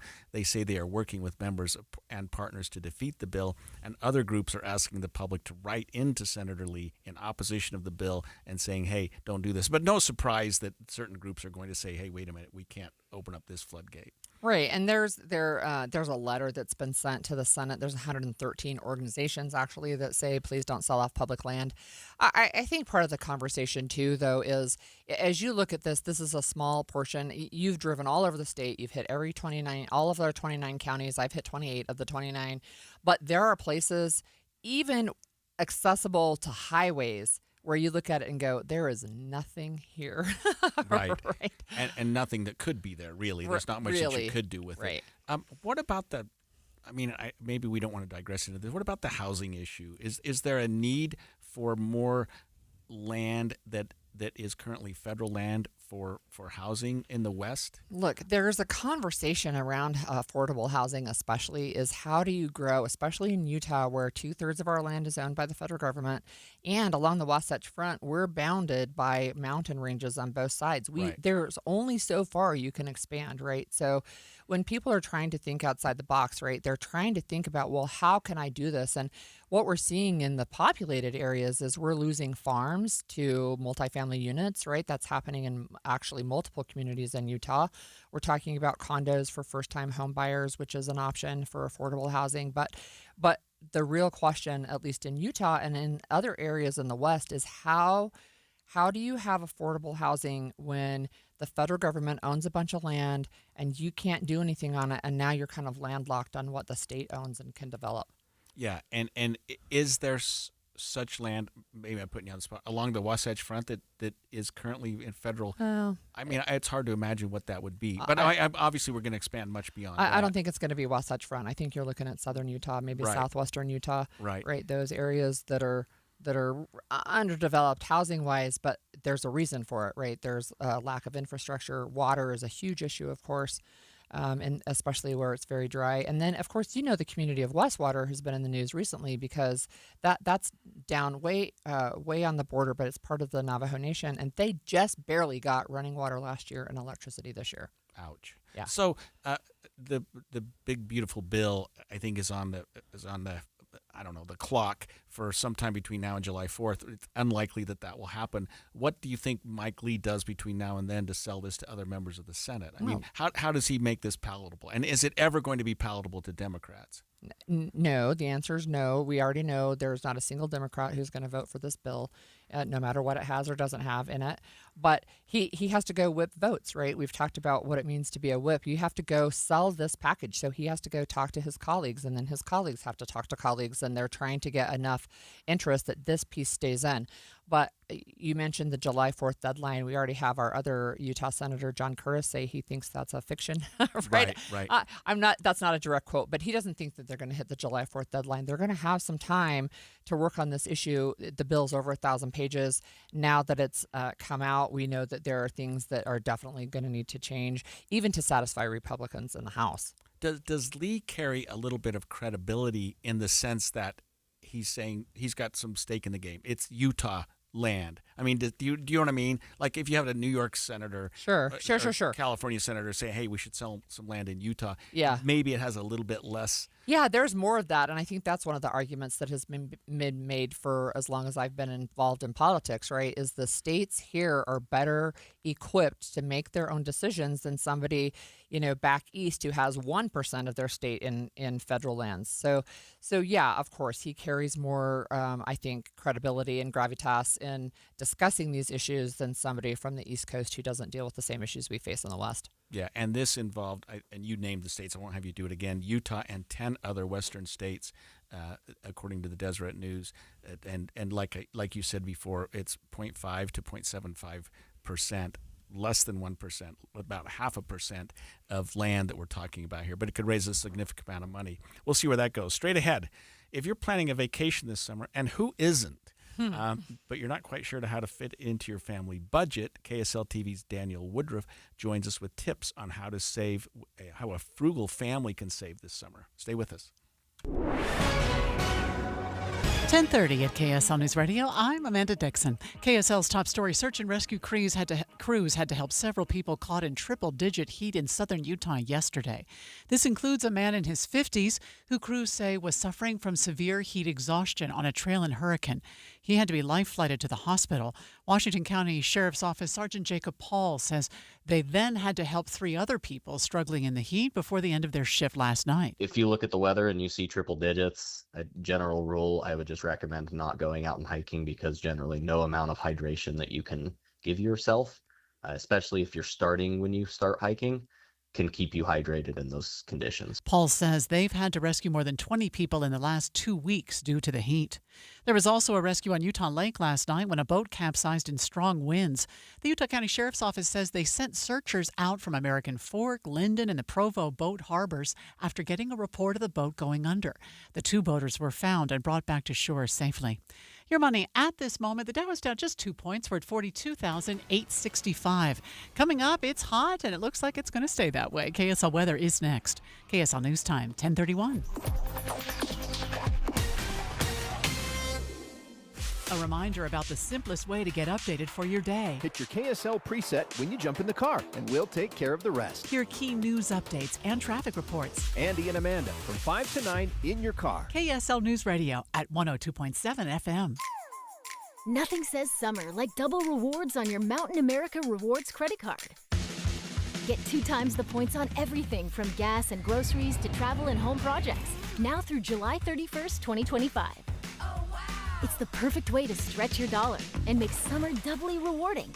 Apply for your Mountain America Rewards credit card at macu.com/double. Loans on approved credit. Offer can change or be withdrawn at any time.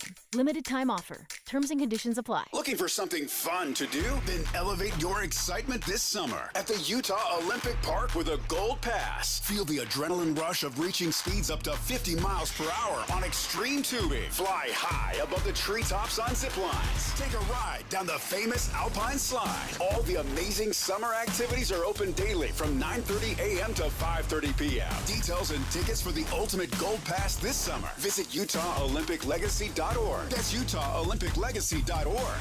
Feeling a little adventurous? Why not try a summer bobsled experience? It's the ride of a lifetime. The Summer Bobsled Experience lets you cruise down the full-length Olympic track used during the 2022 Olympic Winter Games. Driven by a professional pilot, you'll experience 15 turns and reach speeds up to 65 miles per hour. It's truly a ride unlike any other. Details at UtahOlympicLegacy.org. UtahOlympicLegacy.org.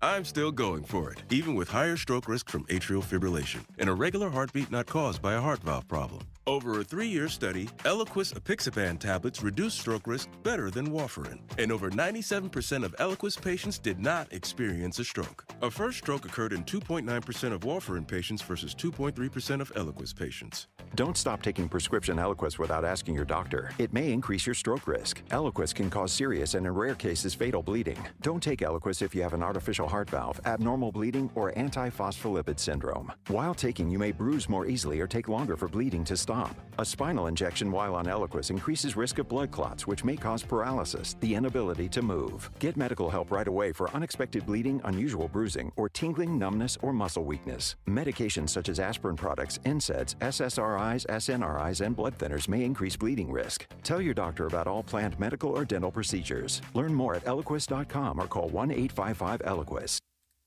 Traffic and weather together, brought to you by Mountain America's Double Rewards credit card promotion. And here's Virl Johansson. We're seeing some slowdown southbound I-15 in the Midvale area. Part of it's due to a crash just on the right-hand shoulder of southbound I-15 ahead of the 90th Street exit in Sandy. But really the big problem is we've got some merging issues coming off of I-215 onto I-15 southbound right there just after 7200 south in Midvale. Other than that, northbound I-15 looking great. I-80 east and westbound looking good as well. While you're planning your day, plan for comfort too with the Good Feet store. Find the location nearest you at goodfeet.com. Virl Johansson in the KSL Traffic Center. We should see a high today of 94 degrees in Salt Lake City, a slight chance of a pop-up storm this afternoon. Then it just gets hotter. We get to 98 on Father's Day. Right now, it's 80 degrees. I'm Amanda Dixon from the KSL Common Spirit Health Studios. Listen online at kslnewsradio.com. We're Utah's news, traffic, and weather station.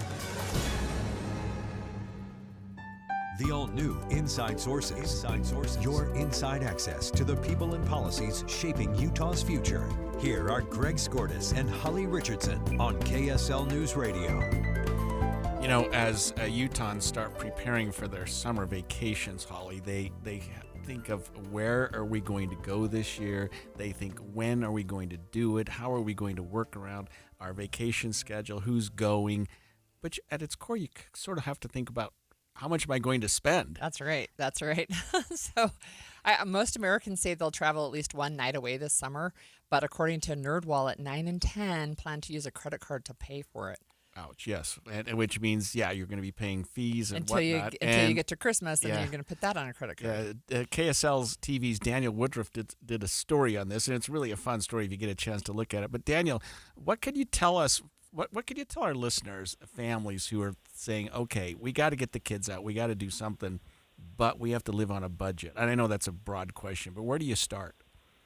Yeah, I talked to some experts, Greg and Holly, and it seems like this is the big age-old question. Everybody wants to go have a fun summer, but how do you make it work? And there are actually a lot of really common sense ways that you can make summer fun without going into debt, because I do want to linger on that point just a little bit. Not only do 9 in 10 people in America say they're planning to use a credit card to pay for their trip this summer, but many of them are already in debt trying to pay off last year's vacation. So the point that you made about Christmas and other things that we pay for, this can really add up for a family. And so some of the things that really are just really helpful tips, I think, are number one, you can look around for flights. If you're going to fly, we have a number of options here in Utah. I know that everyone thinks of Salt Lake City, but the Provo Airport, just an hour south, contain a lot of destinations, and often they're much cheaper.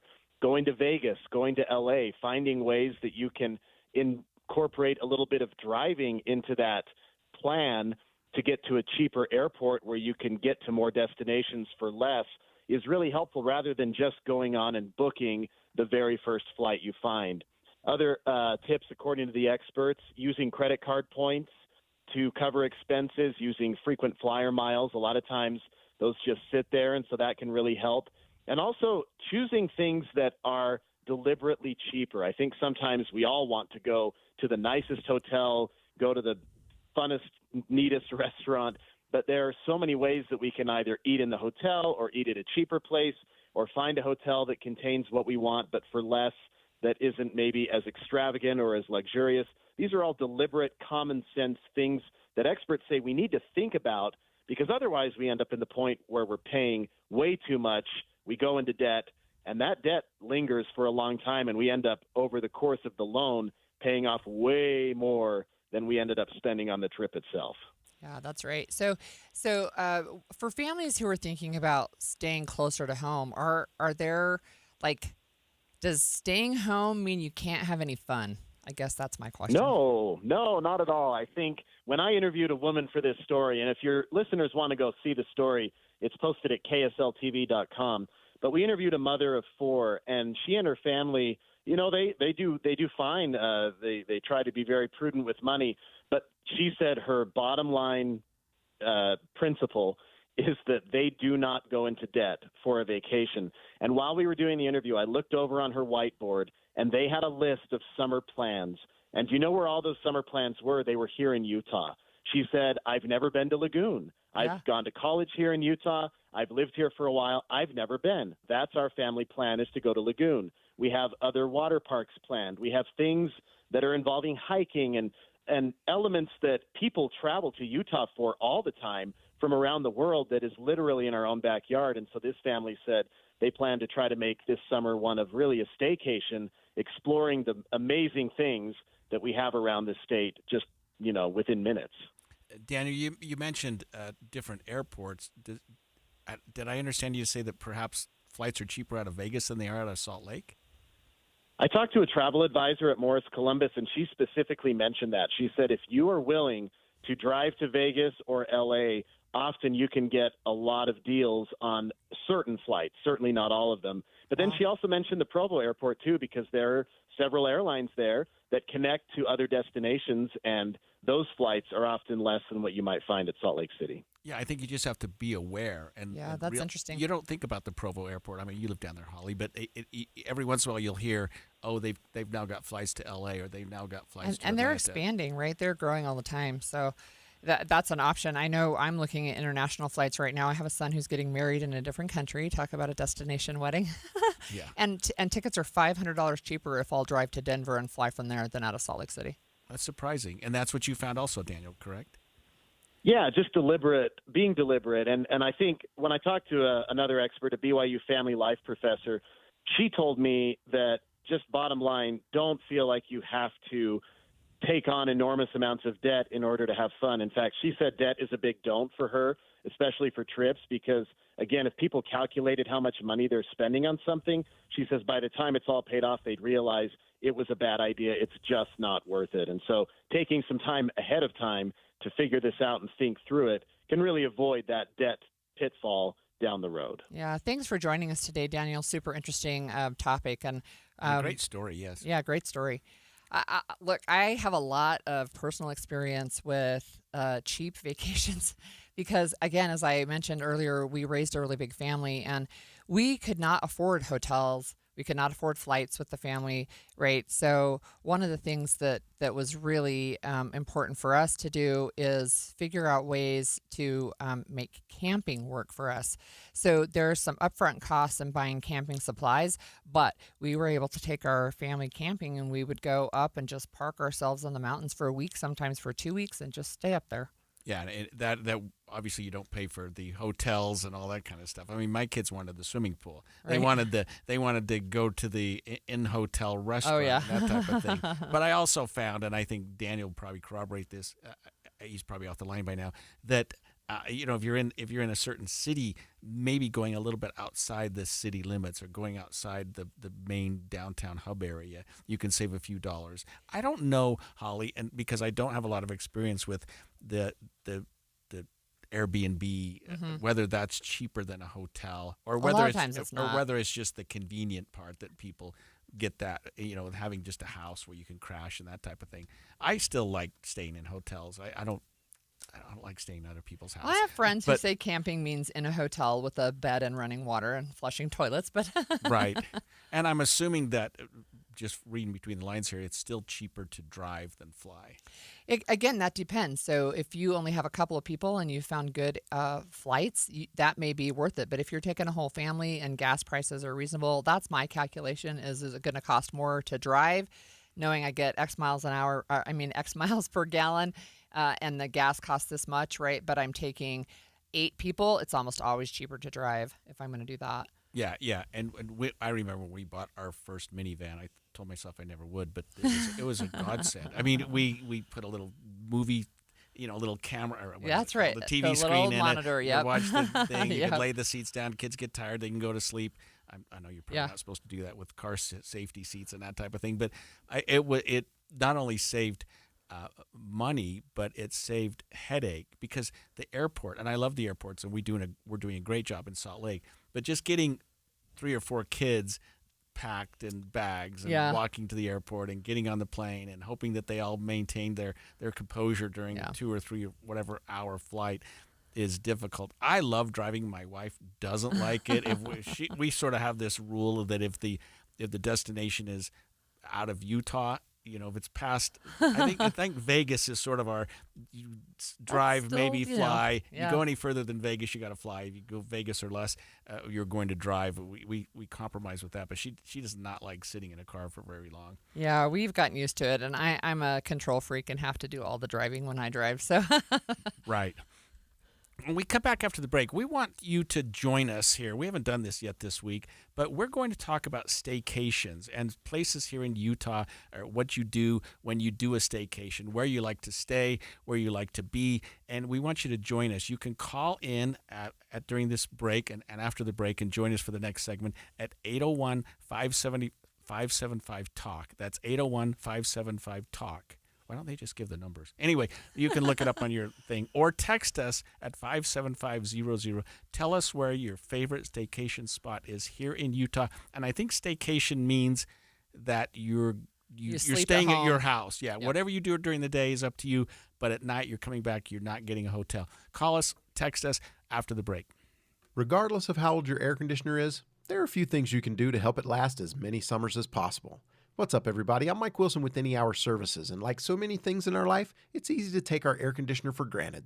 If you keep a clean filter, rinse the outdoor unit off every once in a while, and have it serviced once a summer, you can reduce your risk of unexpected breakdowns. But eventually it will break down, and if someone tells you that your only option is to replace it, don't be afraid to get a second opinion. You could save thousands of dollars repairing it instead of replacing it. Any Hour rarely comes across an air conditioner that just can't be repaired. That doesn't mean you won't choose to replace it anyway, but being told you don't have options, that's not cool. So if you want honest answers and straightforward options, give Any Hour Services a call. And remember, every week this summer, Any Hour Services is giving away an air conditioner to one lucky customer as part of our Coolest Summer Sweepstakes. No purchase is necessary. You can see official rules or schedule your service at anyhour.com. No one helps more homeowners than Any Hour Services. I am down 50 pounds in 11 weeks, and this program works. The pounds melt off. It's amazing. I let go of 50 pounds. It felt unreal. I was so proud of myself. Get in the best shape of your life with Soda Weight Loss. Just 3 weeks in, and pounds are dropping off very quickly. I am down 26 pounds in 3 weeks. Summer is right around the corner. Your summer body starts right here because Soda's summer savings are on. Every single day, Soda Weight Loss is helping people let go of the weight without drugs, without hunger, and the weight stays off. I tried other things, came to soda, just amazing. I started on soda 8 months ago, and I have released 80 pounds now. Summer savings, stunning results, only at Soda Weight Loss. Get started now at sodaweightloss.com. That's SOTA weightloss.com. Soda is, say it with me, state of the art. If you've got a gas-powered engine, keep it running like new at every fill-up. Stable in-season protection is your engine's preventative medicine, cleaning and protecting the entire fuel system in season. In outdoor power equipment, prevent gum and varnish buildup that could cause a rough or non-running engine. For cars and trucks, increase fuel efficiency and power by removing deposits, ensuring your engine's long-term health. Stable outperforms the competition in independent lab testing. So at every fill-up, start with Stable. This is the story of the one. As a lineman, he does whatever it takes to keep the power on in his community. And he wants a partner like Grainger who does the same. Grainger offers the professional-grade products he needs, from voltage detectors to harnesses to hard hats, plus fast, dependable delivery, so he can rise to every challenge. Call 1-800-GRAINGER, click Grainger.com, or just stop by. Grainger, for the ones who get it done. This is Christian Staples with Arctic Spas. It is time for our annual spring clearance sale at Arctic Spas. Tons of hot tubs, swim spas, all-weather pools, saunas, and cold tubs all on sale at up to $7,500 off. Yes, up to $7,500 off. Just in time for the summer fun to begin. Plus, we have a few models left over from last year, like an Arctic Spa Polaris, a 7-foot by 7-foot with 40 massaging jets, 2 pumps, ozone water purification, UV water purification, multicolored LED lights, and a waterfall, now discounted discounted to $89.95. Swim spas starting out at $19.95. This brings a pool to your backyard all year long, but especially for the family fun this summer. Comfort and convenience is on sale with our automated saltwater system. Or save even more with almost new refurbished Arctic spas from years past. Start out online at ArcticSpasUtah.com to pick out your favorite spa. Then stop by one of our 3 Arctic Spa stores covering all of Utah: Salt Lake, American Fork, and St. George. Arctic Spas, the only spa built for Utah's harsh climate. At Social Security, we are always thinking of ways to save you time and make things easier. That's why we created My Social Security. A My Social Security account allows you to access your earnings history and benefits information, request a replacement Social Security card, get a proof of income letter, estimate and apply for benefits, and more. Save time. Go online. Open a My Social Security account at ssa.gov/myaccount. Social Security. Securing today and tomorrow. Produced at U.S. taxpayer expense. Common Spirit Health. Hospitals, clinics, and caregivers all connected to advance healthcare in Colorado, Kansas, and Utah. Healthcare with human kindness is here. Hello, human kindness. And expanded Inside Sources. Inside Sources. We're back, and we do want to hear from you. So call in and tell us where your favorite staycation spots are in Utah. It's 801-575-TALK. And we actually have some texts that have come in at 57500. One texter says their favorite staycation spot is Topaz Mountain. And another one says that they played tourist in Salt Lake City, took a tour of the city, wandered around Temple Square, went to the Golden Spike by Corinne, and then Logan and the Bluebird Cafe. And yeah.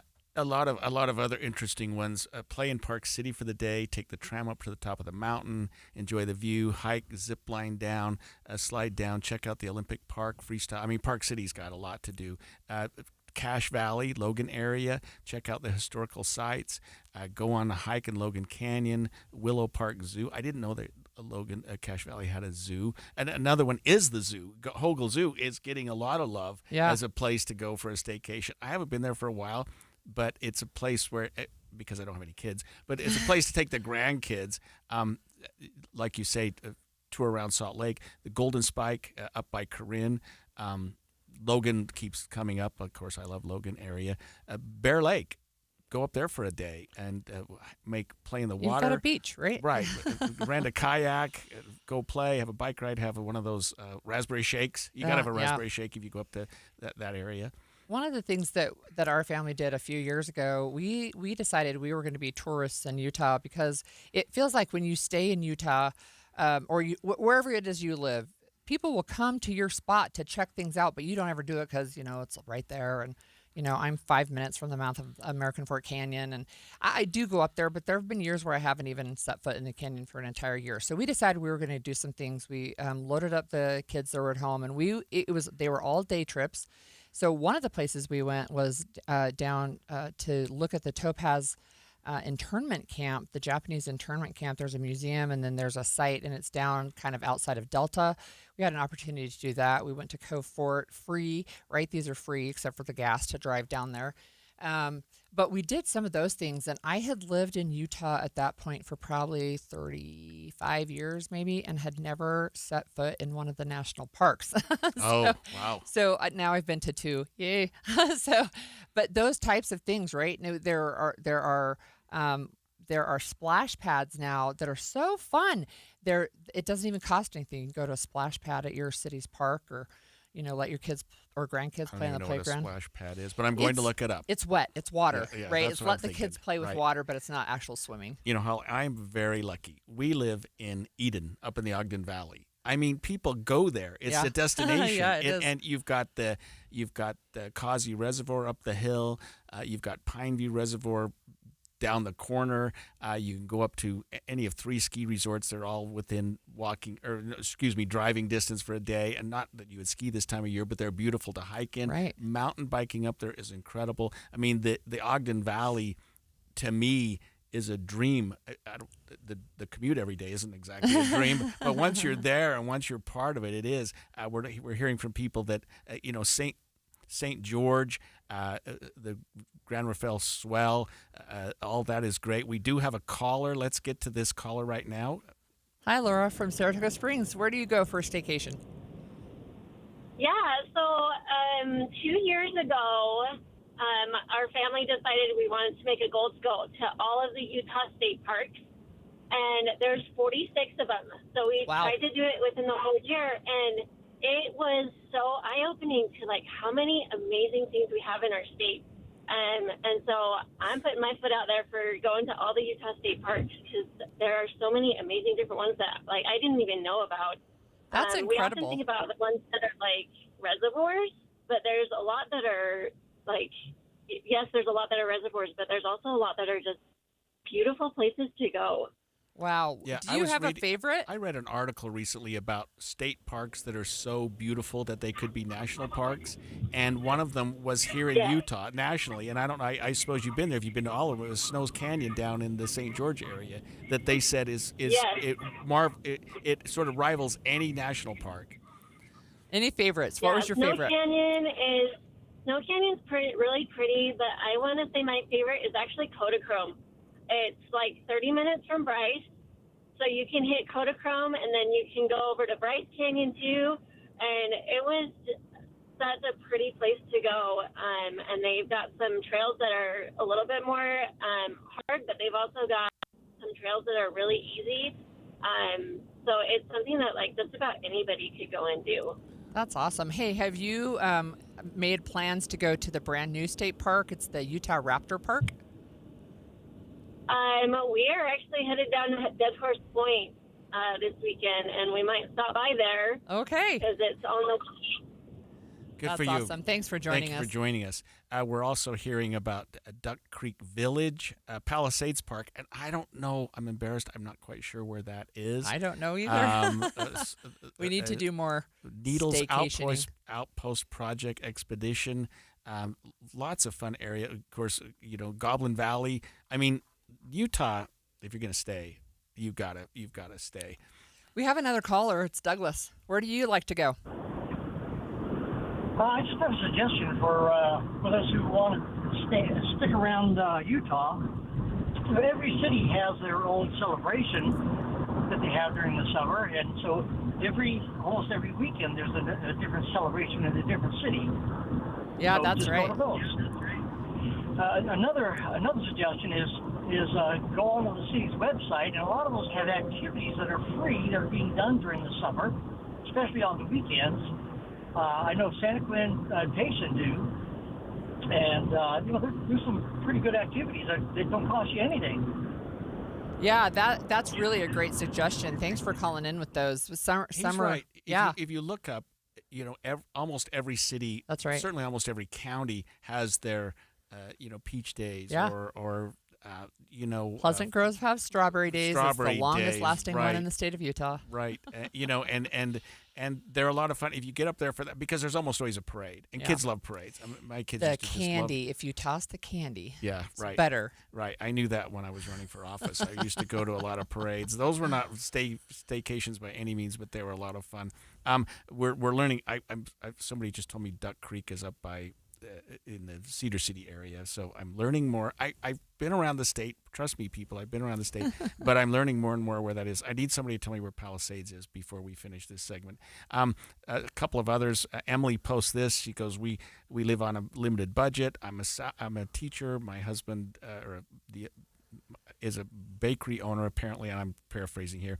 We travel every other summer. So one summer we'll travel on a road trip and have some cool experiences visiting family members around the country. And next summer we stick around at hometown, focus on saving for the next summer. We do more local activities, free fun, that type of thing. And so you should go to the parks, go to the library, go to the pool, community activities, farmers markets. What a great idea. The local festivals like the gentleman we just talked to, having a great time spending very little money. So do it every other year and go big in the odd years and stay home and do a staycation in the even years. But Utah, I can't imagine a better place to do a staycation than Utah anyway. There really are so many possibilities, right? And I know for me, I actually don't love hot. so if I'm going to do a hike or an outdoor activity, it's either got to be at the canyon or it's got to be early in the morning or in the evening. But libraries actually, they have air conditioning, right? There are lots of they're outdoor movies too. So we don't have drive-in theaters really anymore, but there are people who will set up these portable screens, and you can see like a movie in the park. And a couple of my daughters went and watched a movie this last weekend, and just in the park in Orem. I mean, there's just those types of activities too. I think if you're creative, one of our texters said they love to float down the Provo River, right? And that can just be lots of fun. And really, really cold. Really cold. Depending on the time of year. We're running out of time, but we also have a place down in Torrey next to Capitol Reef. And it's not a staycation, although when you're there, it's cheaper than flying. Right. I mean, you can drive there in a couple of hours. But our national parks, I mean, here in Utah are the best. When we come back after the break, we're going to get some continuing developments on the Air India flight that we started the program with today at the crash that killed over 290 people now. We'll have a breakdown on where we stand with that and what we're learning after the break.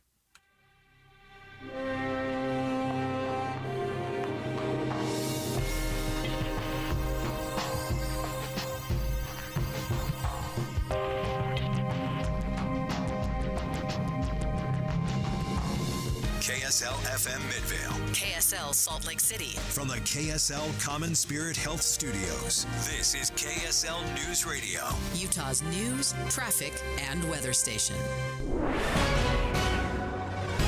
11 o'clock at KSL News Radio. I'm Jessica Lowell. KSL's top story this hour, we're hearing at least one person has survived a plane crash in northwest India. A passenger plane was headed to London with more than 240 people on board. ABC News transportation correspondent Sam Sweeney has more on what happened before the crash. This was not a nosedive. This plane had just taken off. We've seen videos circulating on social media showing it almost looks like it's landing. It's coming down at roughly 500 feet per second on a glide scope, so not a nosedive. The landing gear was still down. This signifies some sort of loss of power. And of course, we now know that the captain did make some sort of a mayday call, but then that was it. We'll continue to bring you the very latest on the crash. Senator John Curtis has a creative solution for wildfires on federal lands. He's introduced a bill that would use livestock to decrease risks. KSL News Radio's Brianna Willis explains. The bill asks the Department of Interior and the U.S. Forest Service to work with grazing allotment holders, states, and the local fire departments to target areas livestock can graze in. He says he hopes the livestock will eat the grasses that spread wildfires quickly. Senator Curtis says Utah has already had a 50% increase in wildfires this year as compared to last, and says he feels this is a good use of public lands for fire mitigation. Brianna Willis, KSL News Radio. And your money at this moment, market slightly up today, Dow up 15 points. Coming up, more days in the 90s. KSL weather is next. KSL News Time, 11:01.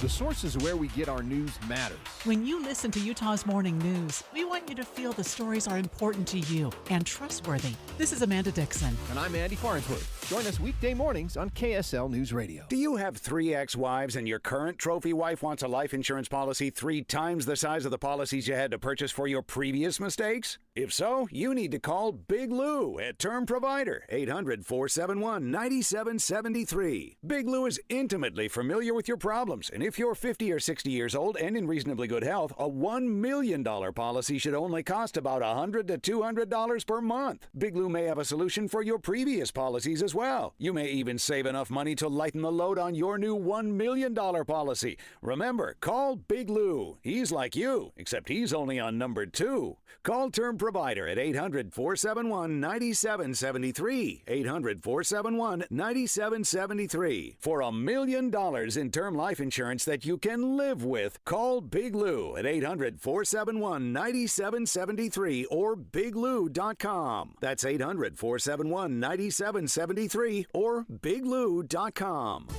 Summertime is a fun time for everyone, and ARUP Blood Services is here to help the community stay safe and enjoy the season. Did you know the need for blood increases significantly during the summer months when people become more active with hiking, boating, blading, skateboarding, and ARUP is always there to help when someone is in need. That means the hospitals need you even more for blood donations. ARUP Blood Services is here locally in Utah to help. Donating with ARUP Blood Services ensures 100% of your donation stays here in Utah for patients that need it most. Can you spare 20 or 30 minutes? You can be entered to win a $1,500 Disney gift card, good for theme parks, restaurants, resorts, and shopping. One lucky donor will win. plus other great incentives throughout the month. Plan to stop by the Sandy Donor Center on June 14th to see the AirMed helicopter between 10 and 1 p.m. Visit utahblood.org for details, donation times, and more. That's utahblood.org. Traffic and weather together, brought to you by Mountain America's Double Rewards credit card promotion. Here's Virl Johansson. We've got a crash southbound I-15 up in Box Elder County right near Willard Bay. Doesn't seem to be affecting traffic at the moment, but the right shoulder is blocked. We also still have slowdowns in Kaysville. This is southbound I-15, just right around the Ponds Park area. Not quite really sure why it's slowing down there, but once you get to about Park Lane, that traffic speeds right back up to normal speeds. Discover the art of adventure in Cedar City, the gateway to parks, plays, high elevation recreation, ATV and downhill trails, chairlift rides, topped off with unique shops and savory bites. Plan at visitcedarcity.com. Virl Johansson in the KSL Traffic Center. Highs in the 90s through the weekend. There's a small chance of storms rolling in this afternoon. Right now, it's 82 degrees and fair. I'm Jessica Lowell from the KSL Common Spirit Health Studios. Listen online at kslnewsradio.com, where Utah's news, traffic, and weather station. The all-new Inside Sources. Your inside access to the people and policies shaping Utah's future. Here are Greg Skordas and Holly Richardson on KSL News Radio. Holly, before we get to the Air India crash, I need to go back to staycation for one thing.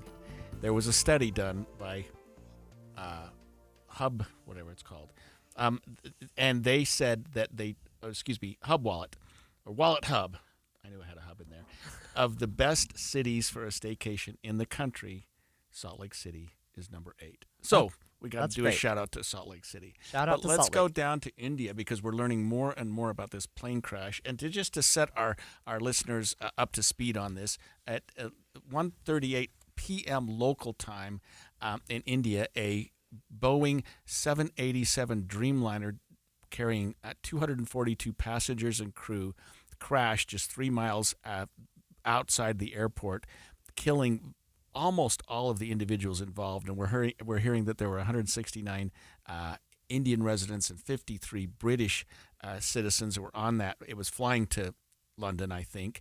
The authorities are involved trying to get to the survivors, and there has been at least one survivor. It crashed into a medical facility where there were some medical students eating in a dining room. So the death toll includes about 50 individuals who were not on the plane but were on the ground when it hit. And it hit, it looked like it took off. The pictures of it are just really disturbing. It takes off and it gets about 3 miles outside the airport into what looks like a fairly busy part of that city in India, loses power, and then drops down, going right into the city and just crashes into a building. Yeah, it just barely seems to lift off. We know that it was about 635 feet above the ground, which is just barely on takeoff. And there's some new video footage, and this is CCTV footage from the airport, and you can see it rise, and then it's just like it just slowly sinks right down and crashes, and then there's this huge fireball. It's a plane. It's a Boeing aircraft. It's owned by Air India. And just to set the groundwork here a little bit, there are 1,100 of these Dreamliners currently operating around the world. It's one of the most popular, best-selling wide-body aircraft of all time. Boeing began with this aircraft making it in about 2011, the year 2011.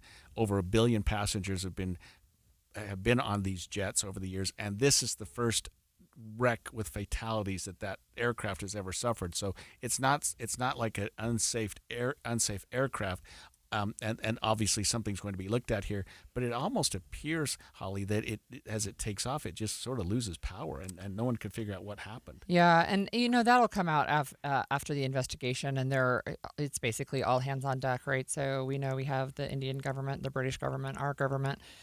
They're all going to be involved in looking at this, But one of the things to know, too, and this was Air India put this out right away, the pilot is very experienced. He has 8,200 hours of flying time. I mean, that's a lot of hours, right? And the one survivor, as he has given interviews now from the hospital, he said that he heard like a loud pop but it happened really quickly, and you can see. I mean, it's in the air maybe 60 seconds. I mean, it's Right, almost it only nothing. got about 3 miles. Yeah. And it was an 11-year-old aircraft, not particularly old. Like you say, an experienced pilot carrying crew and passengers of 242. And it looks like a lot of the death toll from the outside the aircraft are medical students and people who were in this building, this particular building. They were having lunch. It was, like I said, 1:30 something in the afternoon in this particular city in India, and if you look at the footage of it, they're still got heavy machinery. They're just pulling the carnage apart and pulling the whatever's there and trying to get to the people, hoping to find survivors. So far, we know of at least one. Hopefully, there will be more. Yeah, and I think one of the things we need to remember is that these are really, it's still early hours. It's nighttime there now in India, and they have set up big spotlights and searchlights so that they can illuminate this crash site, but they are trying to see, I think the death toll is likely to rise. We don't know exactly who was on the ground or close by when this plane did go down, but we've had reactions come in from around the world, including our own President Donald Trump, who called it one of the worst air aviation crashes, but also offered his assistance, the United States assistance, and what India needs. And we earlier today were able to interview Inez de la Cuetara, ABC News correspondent, who joined us moments not long ago from the scene. Big headline that's emerged this hour is that there could be a survivor. We had initially heard from the police commissioner that it appeared that there were no survivors on the plane, but Sky News is reporting, and they're citing, Indian television. So few steps there. We're working to confirm it on our own, but Indian television is reporting that there is one survivor. An Indian newspaper is also they've published a picture of this survivor. They say he's a British national. They even have quotes from him. They have a picture of him at the hospital. He says, according again to this Indian newspaper, that there was a loud noise 30 seconds into the flight. Those are all reports. We're working to confirm that, but we do know there were 242 passengers on board. 169 are Indian nationals, 53 are British nationals, 1 is a Canadian, and there were also 7 Portuguese nationals on board. I will say we did hear also from a representative from Air India that did say that passengers, plural, who had survived were being taken to the hospital. So there is some hope now that there could be survivors. I misstated that she was at the scene. I think she's in London, actually. She also spoke about the significance of this being a Boeing Dreamliner aircraft. Well, I think nowadays you hear the name Boeing mentioned, and people, for a lot of people, they have a reaction, right? Because we've heard it's associated with a number of plane crashes recently, but specifically the 737 MAX, and Boeing's come under scrutiny for that. But in this case, I think what is so surprising is that it was a 787 Dreamliner. It's one of the most commonly used planes, and it's never had an issue. It's considered to be, one of the safest planes out there. So I think that is also what is so shocking about this specific accident.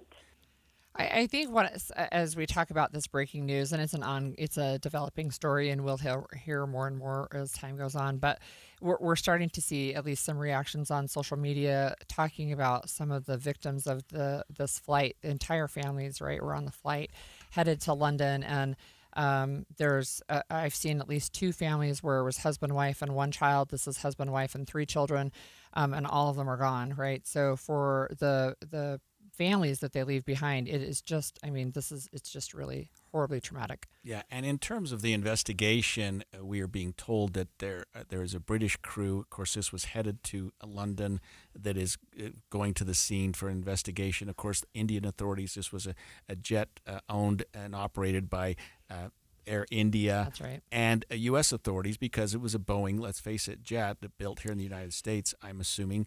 And so there's 3 agencies that are going to go there and do this investigation. I can't even guess what happened because it just looks like it simply lost power. The pilot, Holly, gave out a sort of a call, a mayday call, but that's about it. Didn't say anything else. Just seconds, right? They had so little time. And you described earlier one of the survivors, the known survivor at the time, just sort of described it as a bang or a pop or something, and then everything just went awful. He was sitting in a window seat, and he describes the plane basically disintegrated around him, and he was able to scramble out where the plane kind of broke apart. But you can see from the videos that just this gigantic fireball, this plane would have been loaded full of fuel for the 10-hour flight to London. And it looks like, I mean, the initial, at least stories and pictures are that most of the people who died, if they weren't dead on impact, died because of the fire. Yeah, and what we were hearing early on is that there were 242 passengers and crew, and 5 kids who were students, I should Medical say, students, who were at the cafeteria there. And I thought to myself, there had to be more, given the busy area it was. And of course, we're now hearing that there are at least 290 confirmed deaths. So yeah, the surrounding area, probably more people involved at the school and the cafeteria and whatnot were killed. That would include, if that number is true, 290, some 50 individuals who were not on the airplane, who were just there and on the ground when it hit. And that number, sadly, is likely to increase. That's right. When we come back after the break, you're going to have to give me some education about this, Holly. SNAP. The federal government is allowing Utah to ban people from buying soda with food stamps. We're going to talk about this after the break with a lawmaker. Jeff Kaplan. His Minute of News is great. It's always entertaining. I listen to Jeff Kaplan every day. He gives you important news and traffic and the familiar voice that helps you enjoy the ride home. I really like Jeff's Minute of News. He's calm and he's balanced. I really enjoy driving home and just listening to what he's got to say. Jeff Kaplan gets me home every day. Join the community that relies on Jeff Kaplan. He has you covered. Afternoons from 3 to 7 on KSL News Radio.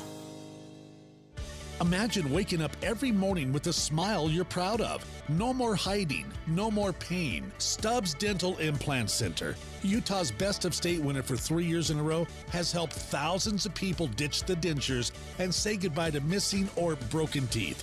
Their expert team specializes in giving you a permanent, natural-looking smile with dental implants that feel and function just like real teeth.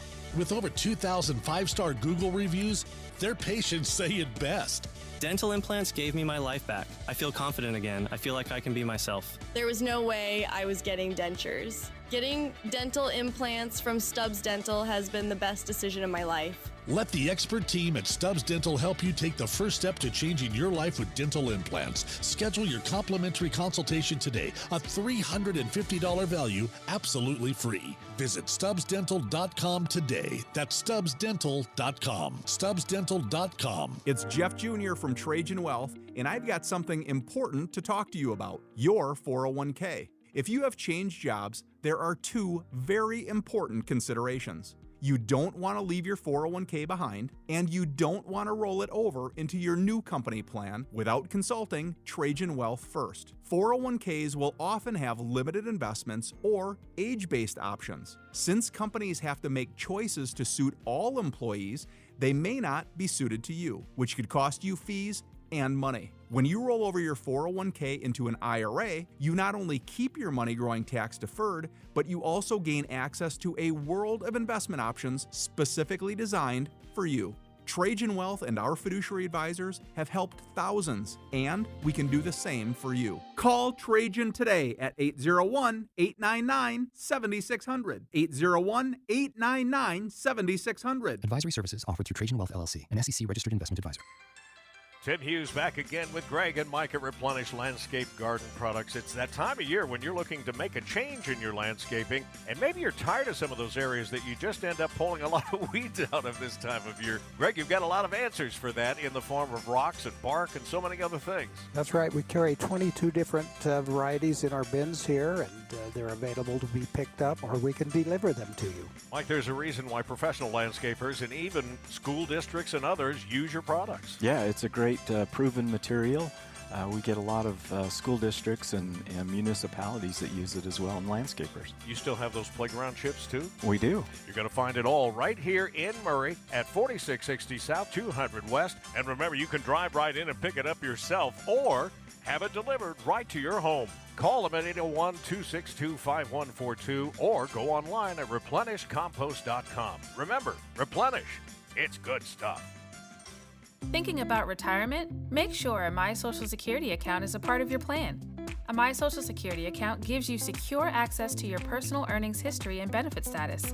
You can find out if you're eligible to receive benefits, compare retirement benefit estimates at different ages or dates, view spousal benefit estimates, and more. Plan for your future. Open a My Social Security account at ssa.gov/myaccount. Social Security, securing today and tomorrow. Produced at U.S. taxpayer expense. Tired of hearing scary radio ads about the IRS? Tax Relief Advocates is different. TRA is here to tell you that if you owe money to the IRS, whether it's $5,000 or $500,000, we have a solution. TRA can eliminate or reduce what you owe to the IRS with zero risk to you. We have over 1,000 5-star reviews on Google and an A+ with a BBB. End your tax nightmare today by visiting TRA.com or call 800-583-6681. That's 800-583-6681. This is the story of the one. As a lineman, he does whatever it takes to keep the power on in his community. And he wants a partner like Grainger who does the same. Grainger offers the professional-grade products he needs, from voltage detectors to harnesses to hard hats, plus fast, dependable delivery, so he can rise to every challenge. Call 1-800-GRAINGER, click Grainger.com, or just stop by.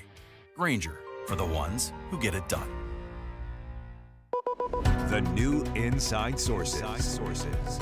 We do have some breaking news from the Air India crash earlier this morning. Joining us on Inside Sources is Ashley Fields, news reporter with The Hill. Ashley, what can you tell us that we've learned in the last several hours? Right. So there was a plane, an Air India commercial passenger plane, bound for London, leaving from India with 240 people on board. It crashed, and right now there's only one sole survivor who has made it. And so officials are continuing to scour the area. 196 bodies have been recovered, and officials are working to recover more. Do you have any additional information on people who might have been on the ground or in that medical school hostel? Of course. So there were, of course, students that were there at the medical school. At this time, Air India has pledged to pay $116,000 to people who were killed on board the crash, and also pledged to cover the medical costs of those who did survive, while also pledging to repay money to the medical school for its damages right now. And finally, Ashley, we're told that there will be authorities from the Air India and the Indian government, British authorities, and some U.S. authorities who will be there studying this wreckage. Has that even begun yet, or are they still just trying to get through the wreckage and try to find if there are any more survivors? It has begun right now. The Associated Press is reporting a former Federal Aviation Administrator, Jeff Guzzetti, is right now investigating what sort of caused this crash. They said it's a mystery why the airplane was having difficulty climbing in the final moments of the flight. Again, it was about to take off, and this was a Boeing 777. And so, as we know, Boeing planes have had issues in recent years. And so investigators in both the United States and India are definitely going to be working to uncover, what happened and what caused this crash. Thank you, Ashley. That was Ashley Fields, news reporter with The Hill, giving us the latest on the India air crash. An expanded Inside Sources. Inside Sources. So we're going to pivot now, and we're going to talk about a local development on a law involving SNAP benefits. And for our listeners, SNAP actually stands for Supplemental Nutrition Assistance Program. We used to call them food stamps. Now it's a card. But state lawmakers earlier this year passed a bill, and it was run by new state representative Kristen Chevrier, that would ban soda purchases with SNAP funds. But the federal government had to sign off on this bill because it's a federal program. So yesterday, the Secretary of Agriculture, Brooke Rollins, and the Health and Human Services Secretary, Robert F. Kennedy, they both signed off on it, which means Utah can move forward with this soda ban. And on the line with us right now, we have Representative Chevrier, who sponsored the bill, to talk to us about what this legislation is and how it impacts Utahns. Welcome. Do we have you? Sorry, I had myself on mute. You're okay. It's okay. Welcome, Representative Chevrier. Okay, thank you. Thanks for having me on. Tell us how we got to where we are, and congratulations, by the way, on getting this signed off. Thank you. So we opened the bill file. It was the first bill file I opened when I was elected in December. And my reason for opening it was that I was hoping to make people who are using these benefits more focused on health and less focused on purchasing things that don't build health. And so that was my original intent. It kind of expanded from there. We added sugary foods like candy initially, and then ended up removing those as kind of a olive branch to the food industry. But sodas are the number one purchase with SNAP dollars. Really? And that's, yes. Wow. To the tune of millions of dollars just in Utah every year. Wow. So we thought it was important to remove those, remove the sodas, both diet and sugared sodas, because both of them are damaging to health. And there are studies that show that both of them are damaging, and they do slightly different things, but neither is good for you. So we just felt like that was a good place to start. So this legislation, it passes the Utah legislature, signed by the governor, and then you have to go through a process to get permission from the federal government. How did that look? How did that work out? So the Department of Workforce Services was the one that had to submit the waiver, and we had written up a sample waiver that they could just fill out. I don't know what they actually ended up sending in, whether it was the one that we gave them or a different one, but it did get sent in, I think, about 3 weeks ago to the federal government. We were back there for the MAHA report press conference a couple of weeks ago, and they confirmed that they did have our waiver. So it was signed a couple of days ago, and now we have permission to move forward. And Representative Chevrier, you mentioned that soda was a good place to start. You also mentioned candy was sort of on the table for a while and then off. What other directions do you think this could possibly go in the years to come? I'm not sure. I think for now we're watching the federal government. I know that there are several bills that are in both the U.S. Senate and the U.S. House right now. Senator Mike Kennedy from Utah, Senator Mike Lee from Utah, and Senator Rand Paul all have bills that Lee and Paul are both dealing with SNAP. Kennedy is dealing with school lunch. So I think based on that, and also the discussion that's happening within HHS, I think that we're just going to watch for a little bit to see what happens on that level before we do anything else on the state level. So let me ask you this question. You now have permission from the federal government. When does this go into effect for people in Utah who are SNAP beneficiaries? I was afraid you were going to ask. Sorry. I can't remember. I think it's the beginning of next year. Okay. But I would have to double check. Sorry. Are other states doing the same thing? I mean, it seems to be a fairly sensible approach. Yes. I think there are about 7 states so far that have had their waivers signed, and I'm sure there are other states that are applying as well. And one of the things that the food industry was saying is that they really wanted these regulations to be nationwide rather than state-specific because it makes it easier for them. And Right. so I think having this come from the federal level is probably helpful on a few levels. I know I'm all about states' rights and states being able to make their own decisions, but I do think that it is a hardship for the food industry if different states all have different regulations on food. I looked up your bill, Representative Chevrier, and it says it takes effect the normal date on May 7th, 2025. So now that you have that waiver, does it go into effect right away? No, you can't ask her the same question. I can't ask twice. the same question. I put you in double jeopardy? She didn't know the first time either. Anyway, but okay. It sounds like it's maybe it sounds like it retroactive. Can be. I don't know.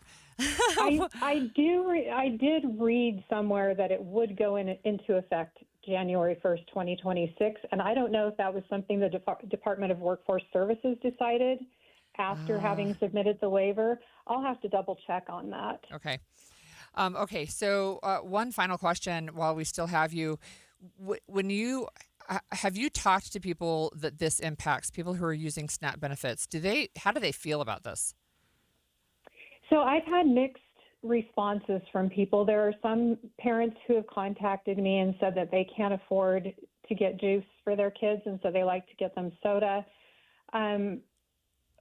Juice and soda are not life-sustaining. Water is life-sustaining. So if you can't afford to get something like juice that's fun to drink, water is really what we need anyway. And I think we drink way too much sugary, even fruit sugar concentrated is not great. So that was one of the objections that I got. And I just think that we need to educate people more on what is actually good for their children and for teeth and bones and growing healthy bodies. On the other side, I have people who are very grateful because they are single moms who have worked multiple jobs and they're paying tax dollars to support SNAP, not getting any of the benefits, but seeing that other families are wasting the dollars that they are working so hard to earn and pay. Thank you very much. It's mixed. Yeah, Representative Chevrier, we learned that you were right, January 1st, 2026. When we come back after the break, KSL meteorologist Kevin Eubank joins us to talk about the record heat yesterday and whether we can expect that to continue. Stay with us. 11:30 at KSL News Radio. I'm Claire Scott. KSL's top story this hour. An 80-year-old woman is dead and a 28-year-old severely injured after a tree branch fell on top of them in Perry. Police say this happened around 5 yesterday afternoon at Perry Park. When emergency responders got there, they gave the 80-year-old CPR, but she passed away. The younger woman was taken to a hospital in Brigham City in serious condition. Our top national story this hour from ABC News. Anti-ICE protests continue today across the U.S. More from ABC's Matt Rivers. The raids ramping up nationwide. In Southern California, ICE agents chasing a farm worker through strawberry fields Tuesday morning. And in Omaha, Nebraska, the state's largest immigration sweep yet. Dozens arrested at a meat production plant. A group fighting back, climbing onto a law enforcement vehicle as it tries to leave. U.S. Marshals pushing them away. Dozens of workers were handcuffed with zip ties and taken away on a bus. Most of the protests were peaceful, but police did clash with protesters in Washington state. Your money at this moment, the Dow is up 59 points. The S&P is up 18. And coming up, highs in the upper 90s. KSL weather's next KSL News Time, 11:32. Mornings are for recharging. And they're for starting your day right. We volunteer to join you in the car. Get news and weather at 102.7 FM during the most important part of your day. Andy and Amanda, each morning between 5 and 9 on KSL News Radio. Everybody knows that exterior remodeling salespeople are all about the high-pressure sell. Am I right? Windows, siding, gutters, those suckers are going to twist your arm and get you to buy, or they won't leave your house at night. Tim Jr. here from RGS Exteriors, and I want you to know we don't have high-pressure cells. In fact, we don't even have salespeople. Nope, we have estimators. That's a huge difference. Estimators are trained to look at the entire scope of the project, to see and know if there are any problems, like rotten wood, wood-borne insects, or construction issues specific to your house or your neighbors. Salespeople are more concerned about playing those silly price games. Buy one, get one free, sign today and get 40% off, as if they didn't just jack the price up to give you a fake discount. RGS Exteriors estimators are going to give you a great quote. No games, no tricks, no nonsense. Call RGS Exteriors to quote your exterior project. Our number is 801-280-3110 or visit us at rgsutah.com. That's rgsutah.com. Dive into 2025's best family fun at the Ute Stampede Rodeo with Extreme Bulls. The Ute Stampede is Utah's best family entertainment, honoring the rich heritage and the spirit of the West. 3 nights of PRCA rodeo, flying U rodeo, live music, food carnivals, and plenty of rodeo showmanship. Experience gold medal competition topped off with huge prize money. Witness epic battles of man versus beast. Wednesday, July 9th with Extreme Bulls. Special package pricing available. Visit UteStampedeRodeo.com. Behold, 'tis I, Queen Trustworth, sentinel for seniors amongst the Knights of Scamelot, here to give thee warning. Scams and fraud are on the rise in Utah, and seniors are especially under siege. Be wary of unsolicited texts, phone calls, and salespeople asking for personal or financial information, and never send money to someone thou hast only met online. If thou hast doubts, talk to someone thou trusteth and get educated at scams.utah.gov. At Fisher Investments, we may seem like other money managers, but we're different. Are you really that different than the rest of us? We are. As a fiduciary, we always focus on what's best for our clients. What services do you offer besides investing? We have a team of specialists in financial planning, estate planning, and more. Your clients rely on you for all that? Yes, we ensure clients receive unparalleled service at every step of the relationship. Okay, but you still sell commission-based products, right? No, because we believe that's a conflict of interest. We prioritize service over sales goals. So, then how do your fees work? We have a simple and transparent fee that's a percentage of our clients' portfolios. So we do better when our clients do better. Wow, we're more different than I thought. At Fisher Investments, we're clearly different. Learn more at fisherinvestments.com. Investing in securities involves the risk of loss.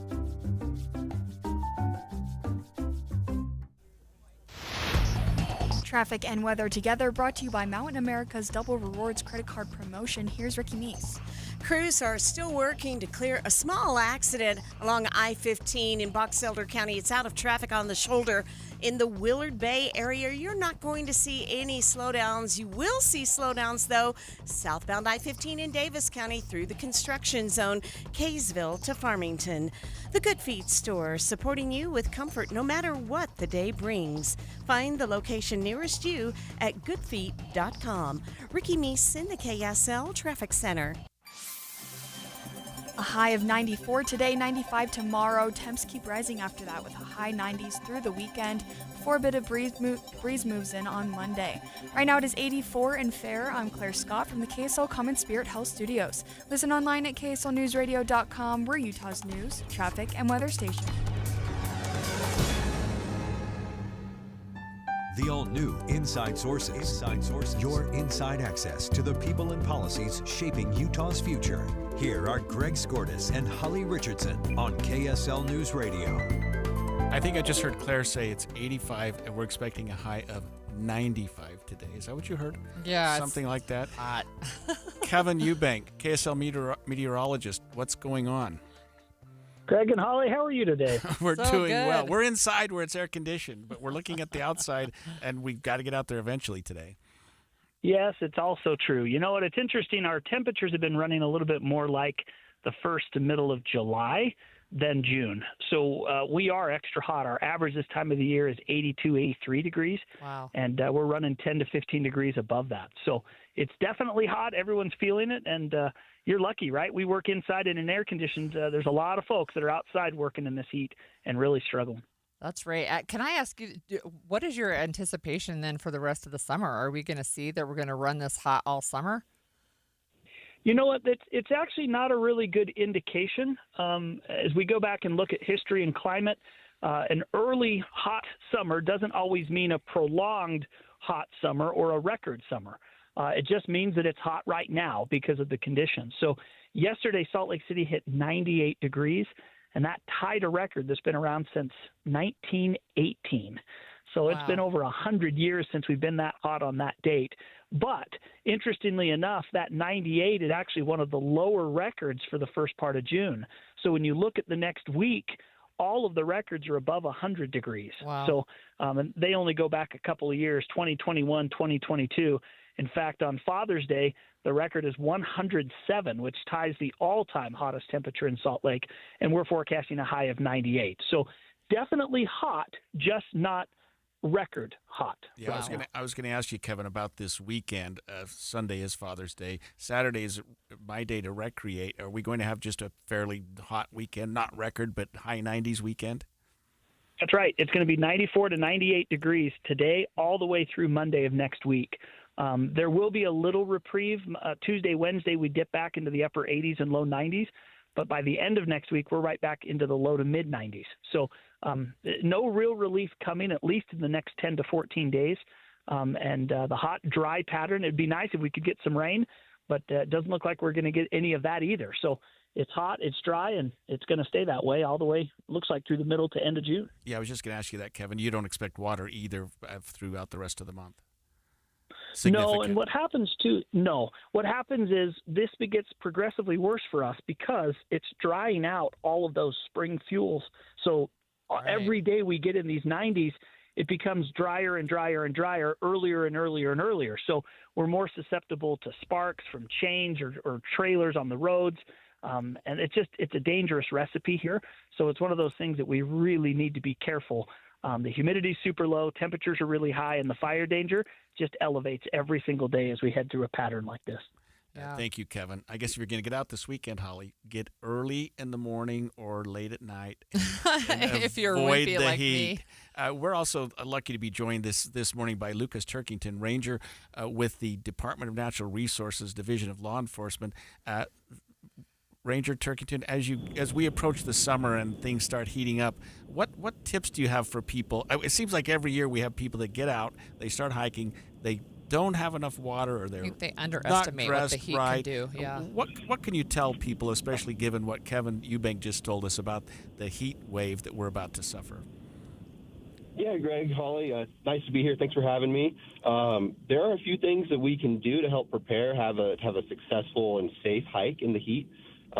First and foremost, I think the most important thing is to hydrate properly, which means bringing plenty of water with you on your hike, but also being hydrated before you start your hike. So if you know you're going to be out recreating in the heat, it's a good idea to start drinking some water the day prior and make sure you bring plenty with you. I think a good rule of thumb is to always bring more than you would expect you would need, just because you might be running a little bit later on the trail. It might get hotter faster than you might have realized. So we tell people to try to bring at least 1 liter of water per hour of hiking.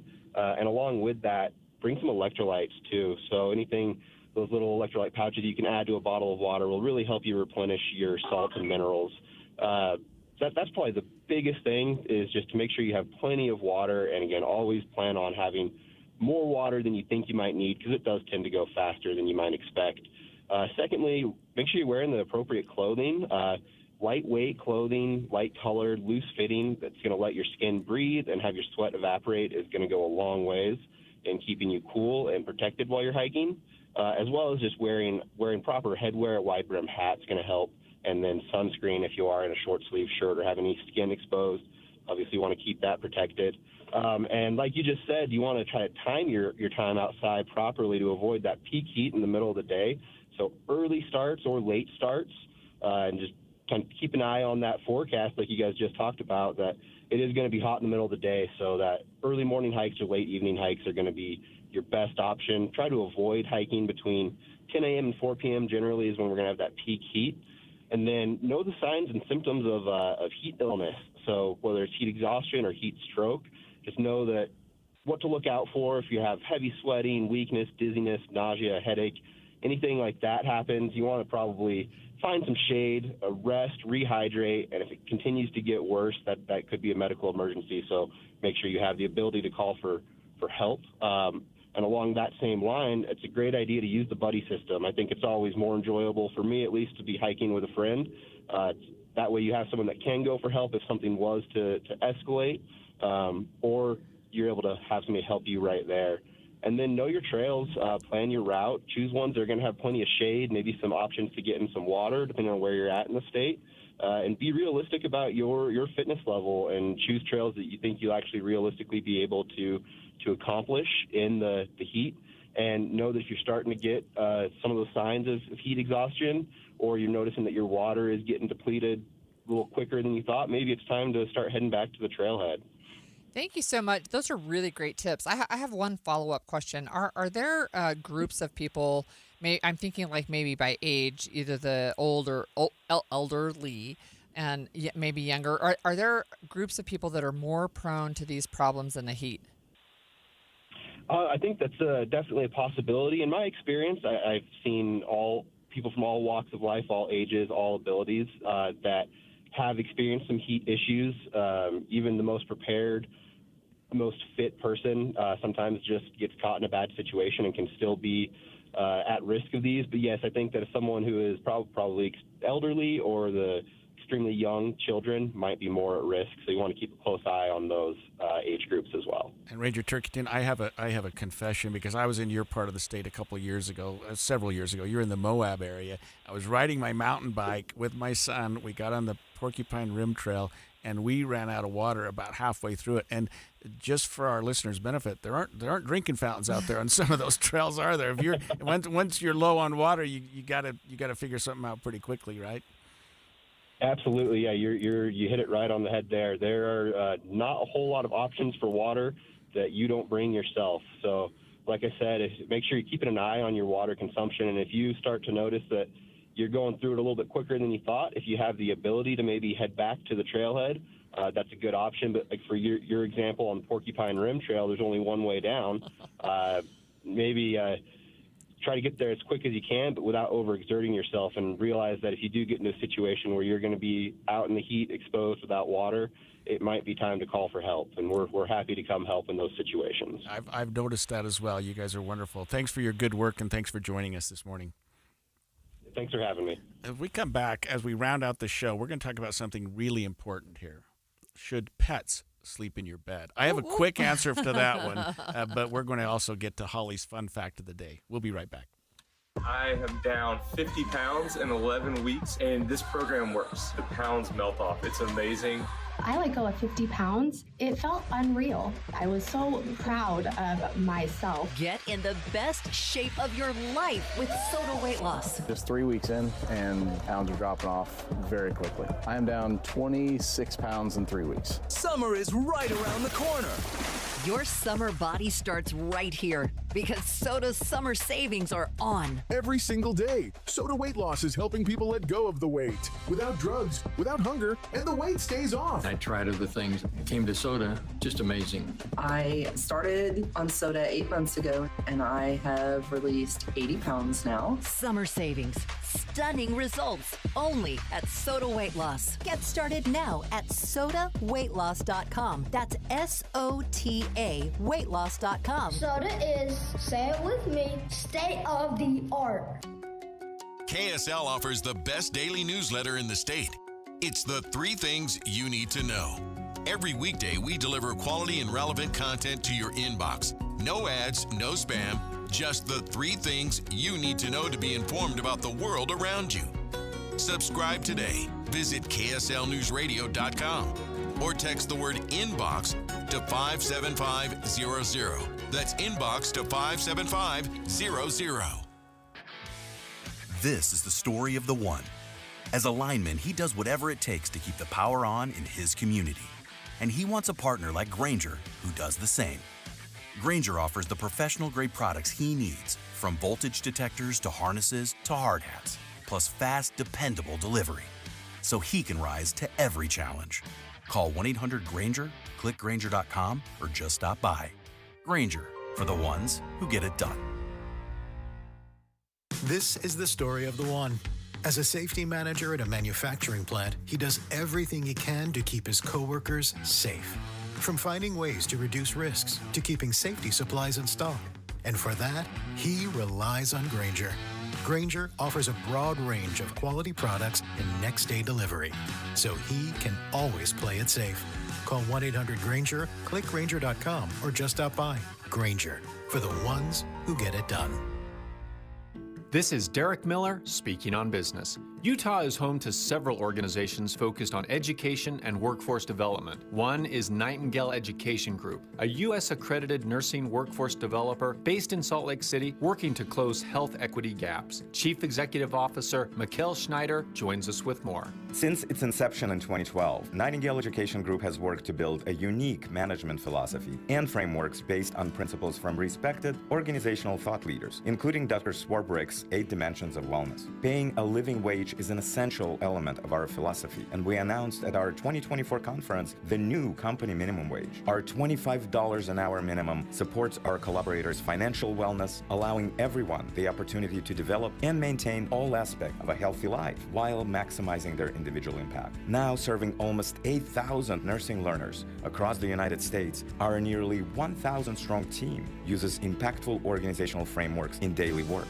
This helps our collaborators bring much-needed education to historically marginalized, geographically isolated, and underrepresented communities, while also elevating their own lives, families, and communities. We believe every nurse has the power to make a meaningful difference in healthcare and beyond. Nightingale Education Group is helping build a stronger, more diverse nursing workforce, making healthcare better for everyone. Learn more at nightingale.edu. I'm Derek Miller with the Salt Lake Chamber, speaking on business. When it comes to vaping, the truth can get clouded. So let's make it clear.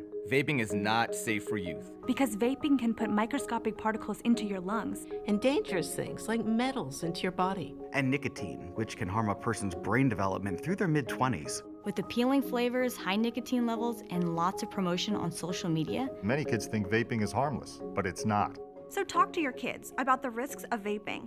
Because when you talk, they hear you. Learn more at underagedrinking.samhsa.gov. Any Hour Services can make sure your AC keeps you cool this summer. Whether you need a tune-up, repair, or just a second opinion about replacing it, call Any Hour Services or visit anyhourservices.com.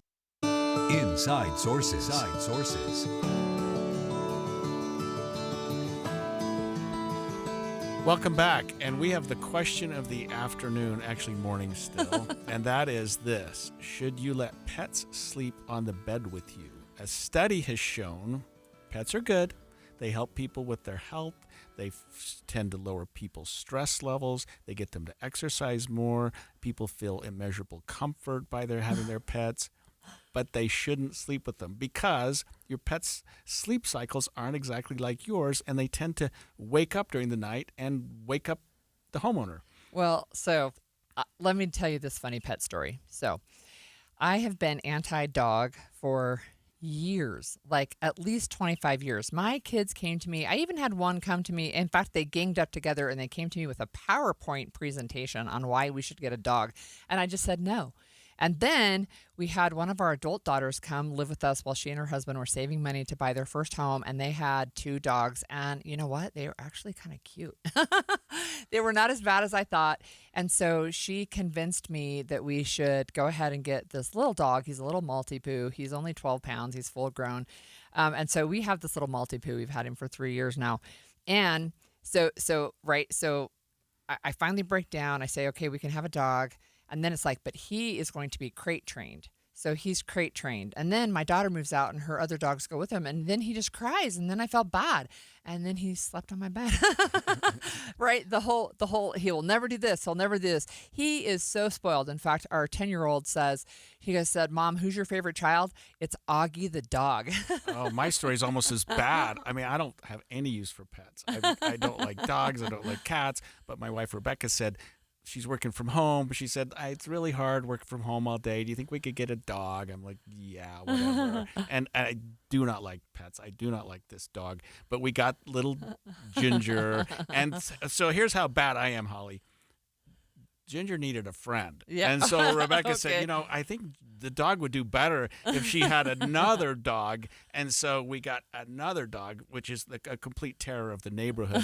And then her son went away to college, and so he said, can you guys take care of my cat? So the person who doesn't like pets at all now has 3. But we do have a strict, hard rule, at least I do, that no pets in the bed. I mean, I don't know what happens when I'm out of town. I don't doubt for a minute that there's 3 animals sleeping in the bed when I'm not there. But when I'm there, they don't come in the bedroom and they don't come in the bed. We don't have pets anywhere near our bed, which is fine with me. I'm actually allergic to all of them. So am I, actually, which is one of the reasons we didn't have him for so long, right? But our little doggy now sleeps mostly with my son, who is in a wheelchair, but they have this fun, really relationship. So my son takes him walking every day, and the dog sleeps with him at night. And again, another thing that I said I would never do: I feed the dog from the table.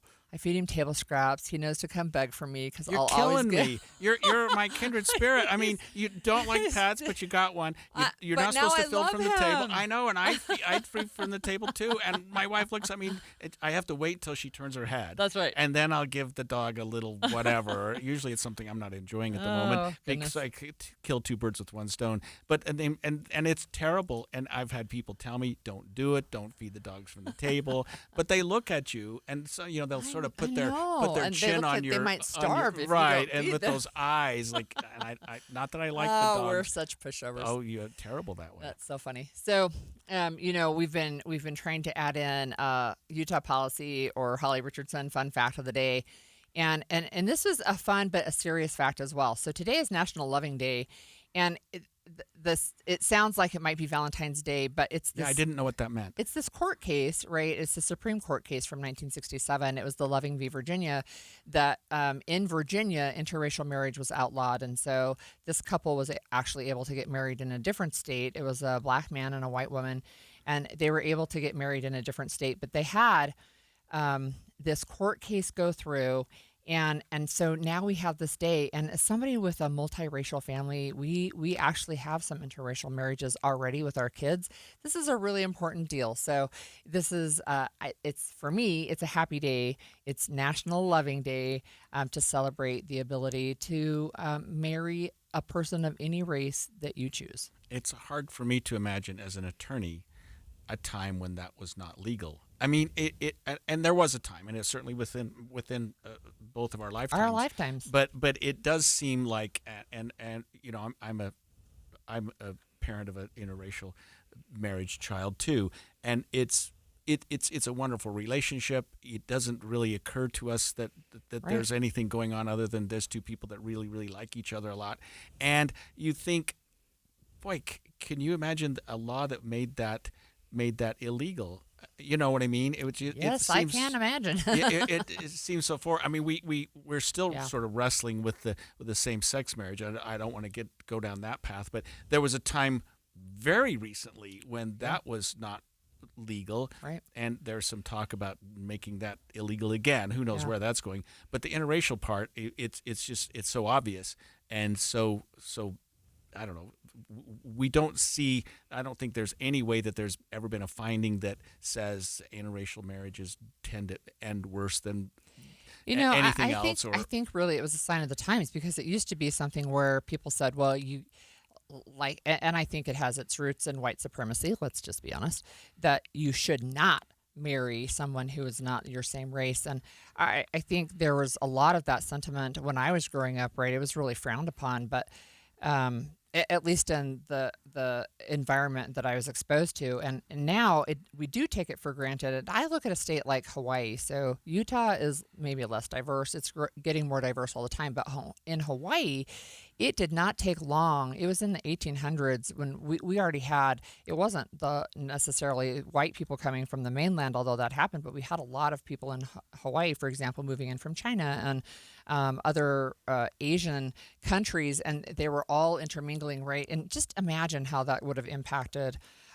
their culture. Luckily, right? I guess it wasn't really an issue in that state, but this is one of the things I think that's a holdover from the days where we considered the United States to be one thing, and we're not. We're maybe not even a melting pot is the right word. I think former Representative Mia Love used to call it a salad, right? So you still maintain your flavor, but we all are able to blend together. And she was actually in an interracial marriage. She was from Haiti, and she's Black. Her parents were born in Haiti. She was born in the United States. Her husband is white, and his name is Love. So Mia Love On Loving Day, we're thinking of you today. Yeah, and I'm looking up the case. Loving versus Virginia. Legal case was decided by the United States Supreme Court June 12th. So it is today. That is today. Yeah, That's why it's today, National Loving Day. 1967, Right. The Supreme Court decided unanimously, 9-0, to strike down state anti-segregation statutes in Virginia as unconstitutional under the Equal Protection and the Due Process Clauses of the 14th Amendment. So, yeah, it's coming up on 60 years, 58 years that was decided. Again, certainly during my lifetime, and you think, wow, how far have we come since then? A very interesting case. I had completely lost track of that date and that case, and it's good that you have these things that we can talk about. And so what did you say it's called? Loving Day? National Loving Day. When you told me that this morning, I thought, I'm going to go give my wife a hug or something like that. Okay, well, so related to that, it's also National Red Rose Day, so you can still give her a red rose and tell her it's for National Loving Day, and it's all great. Red rose and I love you. That's well, right. there we go. Okay, we're going to look forward to tomorrow having more things from Holly giving us the what's going on. We have a shortened show tomorrow because we have the movie show afterwards, and we're going to wrap up our first week together, and hopefully we'll be back here for a second week. Join us tomorrow at the same time, 9 o'clock, and we come back with the noon show in just a few minutes.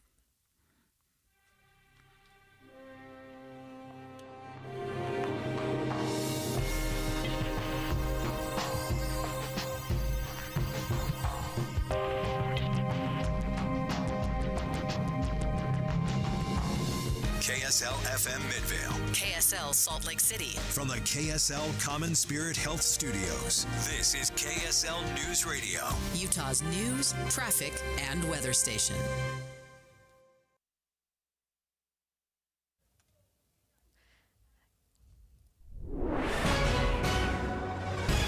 Good afternoon, KSL News Time, 11:59. This is Midday. I'm Heather Peterson, filling in for Maria Schleos. KSL's top story this hour. It's been scorching hot in southern Utah for the last week or so, with temperatures consistently reaching 100 degrees. Despite that, drought conditions have actually improved. KSL News Radio's Adam Small has more. The overall amount of Utah's land that's in drought status has increased with the hot weather around the state in the last week, but the swaths of land in central and southern Utah that are in severe or extreme drought have both fallen back, according to the latest readings from the U.S. Drought Monitor. Really, over the last 2 weeks, the precipitation that they've received in far southern Utah, especially southwestern Utah, has been much above normal. Though National Weather Service hydrologist Glenn Merrill tells me he does not expect that improvement to last long. We're going to see a lot of evaporative demand on the landscape here over the next week or two, and it looks like those conditions are going to continue through the end of June. Though the good news is, Merrill says there's a good chance that southern Utah sees an above normal monsoon season in July and August, which could help prevent the drought conditions from getting any worse. A good portion of the Wasatch Front is still not in any drought status, but I asked Merrill how confident he was in the prediction that'll change before the end of the summer. I'd say trends are leaning in that direction. Adam Small, KSL News Radio. Search and rescue crews had to help several people caught in triple-digit heat in southern Utah yesterday. This includes a man in his 50s who crews say was suffering from severe heat exhaustion on a trail in Hurricane. He had to be life-flighted to the hospital. Washington County Sheriff's Office Sergeant Jacob Paul says they then had to help 3 other people struggling in the heat before the end of their shift last night. If you look at the weather and you see triple digits, a general rule, I would just recommend not going out and hiking, because generally no amount of hydration that you can give yourself, especially if you're starting when you start hiking, can keep you hydrated in those conditions. Paul says they've had to rescue more than 20 people in the last 2 weeks due to the heat. Speaking of the heat, we're also well above normal temperatures here in northern Utah, and KSL meteorologist Matt Johnson says we broke several records over the past 24 hours. We pushed the thermometer yesterday to near or at record levels in many locations. Let me show you the list. Tooele hit 100 degrees, that's a new record. Salt Lake City at the airport, 98. That tied a record from 1918, an over 100-year-old record. Brigham City broke a record at 93, and Alta, believe it or not, hit a record of 75. The old record was 73 for the date. Matt says today we should be at 94 degrees in Salt Lake City.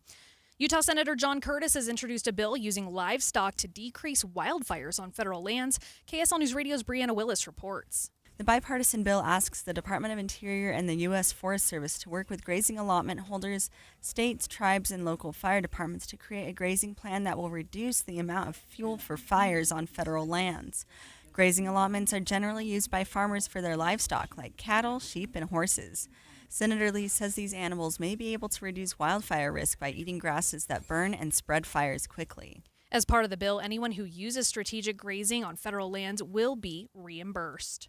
The Utah County Commission is looking to trade some land with the U.S. Forest Service so they can create a bridge at Bridalveil Falls to separate hikers from the road. So what we've looked for is a land swap. And we're looking to swap some land that the county owns that's kind of at the top of the mountain that people don't have real access to. We want to swap that and give that to the Forest Service so that they can maintain the forest there.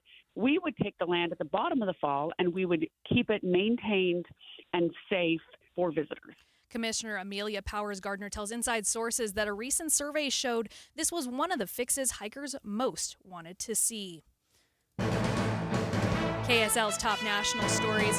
Hospital officials in Ahmedabad, India confirm one person on board an Air India jet that crashed this morning has survived. There were 42 people on board the Boeing 787 Dreamliner when it went down shortly after takeoff. We see that just from the moment of liftoff, that plane struggles to get into the air and climb higher, just reaching about 625 feet before it crashed.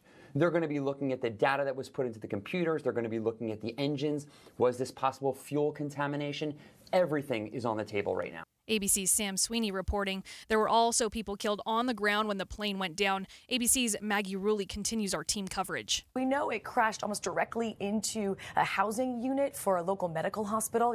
One eyewitness even said her son was home for lunch at that hostel. He had gone. It was just after 1 p.m. local time, and he had to jump out of the second-story window just to save his own life after the crash.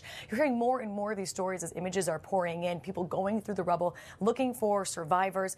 We are getting updates of potentially dozens of people, according to local media, that have been taken to the hospital, but no hard numbers yet of how many people have been injured. We will continue to follow this story throughout the day and bring you updates both on air and online at kslnewsradio.com. First look traffic, here's Ricky Meese. We do have cleanup of a crash in Taylorsville.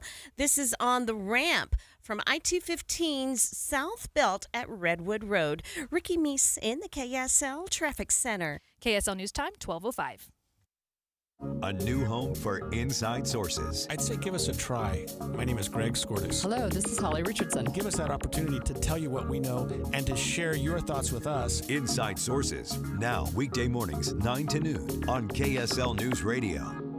Are you having trouble hearing? Hearing loss can devastate the quality of your life. Now, there's an affordable fix for you or your loved one. Rated the best hearing aids of 2025 by Forbes Health, Audion Hearing has the highest quality hearing aids at the lowest prices, starting at just $98 a pair. I actually like them better than my old $5,000 hearing aid. I could not believe how my hearing and life changed. Join over 1 million happy customers by going to audionhearing.com. That's AUDIEN hearing.com. This is the story of the one. As a safety manager at a manufacturing plant, he does everything he can to keep his coworkers safe. From finding ways to reduce risks to keeping safety supplies in stock. And for that, he relies on Grainger. Grainger offers a broad range of quality products and next-day delivery, so he can always play it safe. Call 1-800-GRAINGER, click Grainger.com, or just stop by. Grainger, for the ones who get it done. At Intermountain Health, we believe life is a circle. May yours surround you with insight, a healthy perspective, trust, and reassurance. The belief that our differences aren't that different, and compassion just when you need it most. Life is a circle. May yours help you live the healthiest life possible. Intermountain Health. 1847. Our home Utah takes shape. A century later, Utah's home champion is born. Since 1947, Whipple Service Champions has earned the trust of over 250,000 Utah homeowners, with techs who rise above to deliver award-winning heating, cooling, plumbing, and electrical. Championing the spirit of 47, Whipple is offering $47 off any home repair or service, including drain clearings. Act now and call Whipple Service Champions at 801-896-1947 for the win today. Huge spike in your water bill? You might have a leak in your culinary or secondary water line. Utah Utility Pro repairs stop and waste and pressure release valves. Visit utahutilitypro.com. Despite another day of intense heat throughout the state, the latest reading from the U.S. Drought Monitor says Utah's drought is actually improving. KSL News Time, 12:07. A 19-year-old on probation for a DUI is facing new charges after police say he crashed a motorcycle. St. George News reports Mason Eli Burson was driving an unregistered and uninsured dirt bike before crashing. The investigating deputy says he and a female passenger were both injured in the accident. His blood alcohol level was more than 3 times the legal limit. We're getting more details about not one, but 2 wrong-way drivers on I-15 Sunday night in the same location. Highway Patrol Lieutenant Cameron Roden says the first event happened on the southbound lanes of I-15 near 2300 North in Salt Lake City. The wrong-way driver hit another car. Then 20 minutes later, another driver came through in the same stretch of the road. Luckily, they were able to get that second vehicle stopped without any issues before it crashed, but 2 wrong-way drivers back-to-back in the exact same area. Roden says both drivers were impaired and were arrested. He also says there have been 2 people killed in wrong-way crashes this year in the state. A Payson man is being charged after police say he was going over 140 miles per hour on I-15 in Utah County. KSL News Radio's Randall Jepson has more. This 21-year-old apparently wanted to see what his Audi A4 could do because charging documents say he was spotted by a highway patrol trooper going 142 miles per hour on the freeway just before 2 a.m. This was late last month. And the trooper says this guy was driving without his headlights on. Well, the trooper eventually caught up, pulled him over. He was then booked into the Utah County Jail. Some of the charges he now faces include reckless driving and exhibition driving. Randall Jepson, KSL News Radio. The Salt Lake International Airport has a new direct flight to South Korea, and it's expected to bring big business to the state. KSL News Radio's Alexandria Bonilla reports. The airport now has 10 international destinations. 80% of the world's population is now within one stop of Salt Lake City, Utah. The airport's executive director, Bill Wyatt, says it couldn't have been done without the recent airport expansions. The direct flight also opens up the state to more than 50 destinations throughout Asia, expanding economic and cultural exchanges and opportunities. It also happens to be just in time for the 2034 Olympic Games, where we could see guests from all over the world. Alexandria Bonilla, KSL News Radio. KSL News Time, 12:10. Traffic and weather together brought to you by Mountain America's Double Rewards credit card promotion. Here's Ricky Meese. You have a crash in Utah County. This is at the on-ramp to southbound I-15 at 8000 South Spanish Fork. You'll see all those vehicles over to the right shoulder, and you've got plenty of room to get around them. Also, on a ramp, a crash from I-215 southbound at Redwood Road. You can get around that as well. Where you will see delays, that's in Davis County on southbound I-15 in the construction zone between Kaysville and Farmington. Jordan Valley Water says we're using about 12% more water than last year, even though we don't need to. Let's fix that. Water one day less each week. Ricky Meese in the KSL Traffic Center. It's hot, hot, hot. Partly cloudy skies today with a high of 94. Maybe a 20% chance to see a pop-up. It'll be breezy today, then again tomorrow. Sunshine for your Friday afternoon, 95. By Saturday, 97. Father's Day, 98. From the KSL Weather Center, I'm Matt Johnson. Right now, it's 84 and mostly sunny in Salt Lake City. Coming up on midday, search and rescue crews in Utah were busy yesterday dealing with heat-related symptoms. That's coming up, streaming live at KSLNewsRadio.com and on the app for KSL News Radio. We're Utah's news, traffic, and weather station.